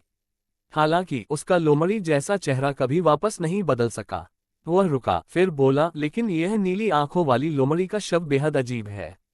मैंने सुना है कि अगर आप इसे एक बार भी देख लें तो आपको संक्रमण हो जाएगा और आपका चेहरा धीरे धीरे उसी की तरह बदल जाएगा। क्या आपने इसे अभी देखा? ... मैंने इस बारे में सोचा और यह बात मुझे समझ में आई, इसलिए मैंने खुद को हिम्मत दी, ये सोचकर कि ज्यादा से ज्यादा 2 उंगलियां ही कट सकती हैं। मैंने गहरी सांस ली और कांपते हाथों से 2 उंगलियां फैलाकर उसके मुंह में डालने की कोशिश की। जैसे ही मैं उसके होठों को छूने वाला था, अचानक मेरे कान में एक आवाज आई, रुको। शाओमो ने इसे 4-5 बार दोहराया और ये देखकर कि लगभग 4:30 बज चुके हैं, वह वहीं रुक गया। अभी के लिए बस इतना ही, हम आज रात और बात करेंगे। चलिए कुछ खाने चलते हैं। ये सुनकर सब लोग निराशा से भर उठे। वे अभी अभी रोमांचक हिस्से तक पहुंचे ही थे कि सब खत्म हो गया। क्या ये सिर्फ उन्हें चिढ़ाने जैसा नहीं था? अरे बाप रे, श्याओमो, तुम तो बड़े ही निर्दयी हो। तुम हमेशा सबसे रोमांचक हिस्सों पर ही रुक जाते हो। भाई मो, क्या आप थोड़ी देर और बात कर सकते हैं? हमें अभी भूख नहीं लगी है, कोई जल्दी नहीं है, पहले कहानी सुना लेते हैं। ... लेकिन सभी ने उसे मनाने की कितनी भी कोशिश की, जियाओमो ने आगे बात करने से इनकार कर दिया। ठीक है, क्या आज रात सब भूखे रहना चाहते हैं? हम इस बारे में आज रात बात करेंगे। पहले चलो कुछ खाने चलते हैं। शाओमो ने अपने कबीले के मुखिया होने के अधिकार का इस्तेमाल करते हुए उपद्रवी भीड़ को नियंत्रित किया। भाई लोंग, भाई पेंग और एवेई, तुम लोग मछली पकड़ने जाओ। भाई यांग और मैं नारियल द्वीप पर जाकर देखते हैं कि क्या हमें कोई जंगली मुर्गी मिलती है। शाओमो ने व्यवस्थित ढंग से सारी व्यवस्था कर ली और स्वाभाविक रूप से किसी को कोई आपत्ति नहीं हुई। फिर शाओमो शेन शाओयांग को नारियल द्वीप ले गया। निकी वू, ली याचिंग और शिंग आओवेई समुद्र में मछली पकड़ने गए, जबकि बाकी लोग शिविर में ही रहे। ... 190 अध्याय 1 अपेक्षित लाभ। जंगली अंडे। जोड़। अध्याय 190 अप्रत्याशित लाभ। जंगली मुर्गी के अंडे। अध्याय 190 अप्रत्याशित लाभ। जंगली मुर्गी के अंडे। कुछ ही देर में शियाओमो और शेन शियाओयांग कोकोनट आइलैंड पहुंच गए। मैं यहाँ पहले कभी नहीं आया हूँ। शेन शियाओयांग ने कुल्हाड़ी पकड़ी हुई थी और उत्सुकता से नारियल द्वीप के वातावरण को चारों ओर देख रहा था। शियाओमो, चलो और अंदर चलते हैं। ठीक है भाई यांग, चलो चलें। शियाओमो ने सिर हिलाया और फिर आगे बढ़कर रास्ता दिखाने लगा। शेन जियाओयांग ने फिर पूछा, तुमने कल रात नारियल केकड़ा कहाँ पकड़ा? ये ज्यादा दूर नहीं है। शियाओमो ने उनके सामने के जंगल की ओर इशारा किया। चलो जाकर देखते हैं कि यहाँ कोई केकड़े हैं या नहीं, शेन जियाओयांग ने सुझाव दिया। ठीक है भाई यांग, मेरे साथ आइए। शियाओमो ने कुछ देर सोचा, लेकिन काफी देर तक खोजने के बाद भी उसे जंगली मुर्गी नहीं मिली, इसलिए उसने नारियल केकड़ा गतिविधि क्षेत्र में अपनी किस्मत आजमाने का फैसला किया। चलते चलते दोनों ने नारियल केकड़े के निशान खोजने के लिए जमीन और पेड़ों को ध्यान से छानबीन की। भाई यांग, इन छेदों को देखो, यहीं पर नारियल केकड़ा रहता है। देखते हैं कि उसमें कोई नारियल केकड़ा है या नहीं। शेन शियाओयांग उत्सुकता से नीचे बैठ गया और उसने फिर से माइटी को अंदर की ओर धकेला। यहाँ तो कुछ नहीं। शेन शियाओयांग थोड़ा निराश था, लेकिन शियाओमो ने उसे सांत्वना दी और फिर दोनों ने अपनी खोज जारी रखी। नारियल केकड़े की तलाश में दोनों ने जमीन पर पड़े नारियल के पत्तों को अच्छी तरह से छान मारा, कोई भी जगह बिना जांचे नहीं छोड़ी। मुझे कोई नारियल केकड़ा तो नहीं दिखा, लेकिन मुझे जमीन पर जंगली मुर्गी के बहुत सारे पंख जरूर मिले। जंगली मुर्गे के पंख देखते ही शियाओमो की आंखें चमक उठीं और उसने तुरंत शेन शियाओयांग से खुशी से कहा, भाई यांग, हम शायद जंगली मुर्गे की मान के पास पहुंच रहे हैं। सावधान रहो, देखो कहीं कोई मूर्ख मुर्गे अंदर तो नहीं छिपे हैं। शियाओमो की यह बात सुनकर शेन शियाओयांग ने भौहें चढ़ा ली और उत्साहित हो गई। खोपड़ी 69 हक्स, कोम्यू कोआला हरा दिल। हाँ, जंगली मुर्गा जंगली मुर्गी, मैं आ रही हूँ। बोलते बोलते वह चारों ओर देखने लगा। अचानक शेन शियाओयांग ने उत्साह से कहा, ओ प्यारे। शेन शियाओयांग को मानो कुछ पता चल गया था और वह तेजी से अपने सामने मौजूद कई ऊंचे फूले हुए नारियल के पत्तों की ओर दौड़ पड़ा। हाँ, शियाओमो, जल्दी आओ। अपने सामने का दृश्य देखकर शेन शियाओयांग हंस पड़ा और उसने शियाओमो को पास आने का इशारा किया। भाई यांग, आपको क्या मिला? शियाओमो उत्सुकता से चलकर वहां पहुंची। उठे हुए नारियल के पत्तों के नीचे जंगली मुर्गी के 8 या 9 सफेद अंडे रखे हुए थे, जिससे ये जंगली मुर्गी का घोंसला बन गया था। वाह, भाई यांग तो कमाल के हैं। इतने सारे जंगली मुर्गी के अंडे। शियाओमो ने आश्चर्य से शेन शियाओयांग के कंधे पर थपथपाया। फिर वे दोनों जंगली मुर्गी के अंडों की जांच करने के लिए नीचे बैठ गए और वहां ठीक 9 अंडे थे। फिर उन दोनों ने खुशी खुशी जंगली मुर्गी के अंडे अपनी जेबों में रख लिए। हाँ, चलो फिर से देखते हैं, शायद अभी भी कुछ बचे हों। शेन शियाओयांग बेहद खुश हुई और उसने शियाओमो से कुछ कहा। शियाओमो ने सिर हिलाया, अभी काफी समय था। कुछ ही देर में जियाओमो को नारियल के पत्ते के नीचे जंगली मुर्गी के अंडों का एक और घोंसला मिला, लेकिन इस बार केवल 6 अंडे थे। भाई यांग, चलो सब कुछ नहीं लेते, थोड़ा सा अपने पास रख लेते हैं। शियाओमो ने शेन शियाओयांग से कहा कि उन्हें नहीं पता कि द्वीप पर ये 2 ही मुर्गीघर हैं या नहीं। अगर वे सारे मुर्गीघर ले गए तो शायद यहाँ कोई जंगली मुर्गी ही न बचे। हाँ, हमें वाइल्ड चिकन के लिए कुछ बचाकर रखना होगा। शेन शियाओयांग ने समझदारी से सिर हिलाया। तो चलिए वापस चलते हैं। यहाँ जंगली मुर्गियों के इतने सारे अंडे हैं, रात के खाने के लिए काफी हैं। चलो वापस चलते हैं। दोनों ने बातें की और चेहरे पर मुस्कान लिए वापस चले गए। ... जब शियाओमो और शेन शियाओयांग शिविर में वापस लौटे, तब तक निकीवू और अन्य 2 लोग पहले ही लौट चुके थे। हालांकि उन्हें कोई मछली नहीं मिली, लेकिन जायंट क्लैम को 2 मछलियां मिली, जो कि बुरा नहीं है। अरे, तुम वापस आ गए। भाई मो, क्या तुम लोगों ने जंगली मुर्गी को नहीं पकड़ा? कोई बात नहीं, हमें 2 विशालकाय क्लैम मिल गए। रात के खाने के लिए इतना काफी होगा। ... ये देखकर कि शियाओमो और शेन शियाओयांग के पास कुछ भी नहीं था, सभी मुस्कुराए और उन्हें सांत्वना दी। हाँ, शेन शियाओयांग अपने हाथों को जेब में डाले और चेहरे पर घमंडी भाव लिए सबके पास पहुंचा। चलो सब लोग इकट्ठा हो जाओ। शेन शियाओयांग के बोलते ही उसने अपनी जेब से जंगली मुर्गी के सारे अंडे निकाल लिए। शियाओमो भी मुस्कुराए और जंगली मुर्गी का अंडा निकालकर सबको दिखाने लगी। उन दोनों को सफेद जंगली मुर्गी के अंडे पकड़े हुए देखकर सभी लोग आश्चर्य से दंग रह गए। वाह, अंडा, वाह, इतने सारे, अद्भुत... ली याचेंग ने उत्सुकता से शियाओमो और दूसरे व्यक्ति की ओर देखा और पूछा, ये आपको कहाँ मिले? जमीन पर थे या पेड़ों पर? हमने कल रात नारियल केकड़ा वहीं पकड़ा था। शाओ मो मुस्कुराए और सड़क के उस पार नारियल द्वीप की ओर इशारा करते हुए बोली। यह जमीन पर है, नारियल के पत्तों के नीचे छिपा हुआ है। निकी वू ने अत्यधिक प्रसन्नता से बार बार सिर हिलाया। मुझे तो अंडे मिलने की उम्मीद ही नहीं थी। हाँ हाँ, ये तो बहुत बढ़िया है। ली याचेंग ने शेन जियाओयांग को थम्स अप दिया। तीखा। सभी लोग बातें करते और हंसते रहे और फिर उन्होंने अंडे उबालने की तैयारी में पानी उबालना शुरू कर दिया। अंडे उबालने का समय आ गया है। जंगली मुर्गी के अंडों का एक पूरा बर्तन, कुल 16 अंडे, जो प्रति व्यक्ति 2 लोगों के लिए पर्याप्त हैं। कुछ ही देर में पानी उबल गया और अंडे पक गए। शाओ मो ने उन्हें चम्मच से निकालकर दूसरे बर्तन में ठंडे पानी में ठंडा होने के लिए रख दिया। बहुत खूब। सभी लोग खुशी से झूम उठे और उछलने लगे, उत्सुकता से अंडे उठाने लगे और उनके ठंडा होने से पहले ही उन्हें छीलने की तैयारी करने लगे। वाह, कितनी गर्मी है। यह पानी अभी अभी पानी से निकाला गया है, फिर भी इतना गर्म क्यों है? सन यिज़ोऊ ने सबसे तेजी से छिलका उतारा और सबसे पहले उसे चखा। इसका स्वाद अलग है। सन यिज़ोऊ काफी संतुष्ट दिख रहे थे और फिर उन्होंने सभी से बात की। बाकी लोग भी खाने लगे। बिल्कुल मुलायम, ये घरेलू अंडों से बिल्कुल अलग है। स्वादिष्ट स्वादिष्ट। ... जंगली मुर्गी के अंडों से भरा बर्तन झटपट चट हो गया और सभी लोग तृप्त और संतुष्ट हो गए।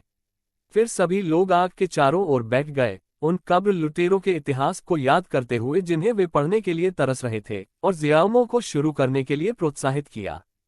चलिए वहीं से शुरू करते हैं जहां हमने छोड़ा था। जैसे ही वो शी महिला शव के मुंह से चाबी निकालने ही वाला था, उसे किसी ने रोक दिया। शाओ मो ने किसी को निराश नहीं किया और बहुत सहजता से बात की। वो शी दंग रह गया। उसने मन ही मन सोचा, यह आवाज तो जानी पहचानी सी लग रही है। क्या ये मेरे तीसरे चाचा की आवाज नहीं है? वो तो अभी भी चट्टान पर ही है, फिर ये आवाज आसपास से क्यों आ रही है? वह तुरंत पीछे मुड़ा, लेकिन वहां फैटी के अलावा कोई और नहीं था। वह हैरान रह गया। तभी उसने अपने तीसरे चाचा को कहते सुना, तुम्हारे हाथों पर खून लगा है। अगर तुमने इन्हें किसी लाश के मुंह में डाला तो वो तुरंत उठ खड़ी होगी। उसे मत छूना। ये वू सानेक्सिंग की आवाज थी। ... हम सब उसके चारों ओर जमा हो गए और मैंने उसके कवच को देखा। दरअसल यह आखिरी ताबूत था, जिसे तकनीकी रूप से जेड का ताबूत कहा जाता है, लेकिन किसी कारणवश उस पर लगे जेड के टुकड़े काले पड़ गए थे। जब मैं पास पहुंचा तो मैं दंग रह गया। शव की छाती अभी भी ऊपर नीचे हो रही थी, मानो वह अभी भी सांस ले रहा हो। सांस लेने की आवाज अब बहुत स्पष्ट थी और मैं लगभग उसकी नाक से नमी निकलते हुए देख सकता था। कोई आश्चर्य से मुंह खुला रह गया। इस जीव की मां जीवित प्रतीत होती है। ... रैबिट मिलियनेयर, हे भगवान, जिंदा, ये कैसे संभव है? Don't lie if you can't say you love me. क्या ये कोई भेष बदला हुआ इंसान है? ये सांस कैसे ले सकता है? हे भगवान, गोल मटोल चेहरा प्रकट होता है। ये राजा लू शान कम से कम कई हजार साल पुराना होगा। क्या वह ज़ोंबी हो सकता है? वे इसके लायक नहीं है। क्या इसका मतलब यह है कि जेड से बना अंतिम संस्कार का सूट वास्तव में अमरता प्रदान कर सकता है? ... लाइव स्ट्रीम चैट टिप्पणियों और गर्मागर्म चर्चाओं से गुलजार थी। शाओ मो ने सबकी प्रतिक्रियाओं पर एक नज़र डाली और फिर शरारती मुस्कान दी। हे आगे क्या होगा ये जानने के लिए अगले एपिसोड का इंतजार कीजिए। अरे, ये फिर से गायब हो गया। भाई मो, तुम्हारे छोटे बाल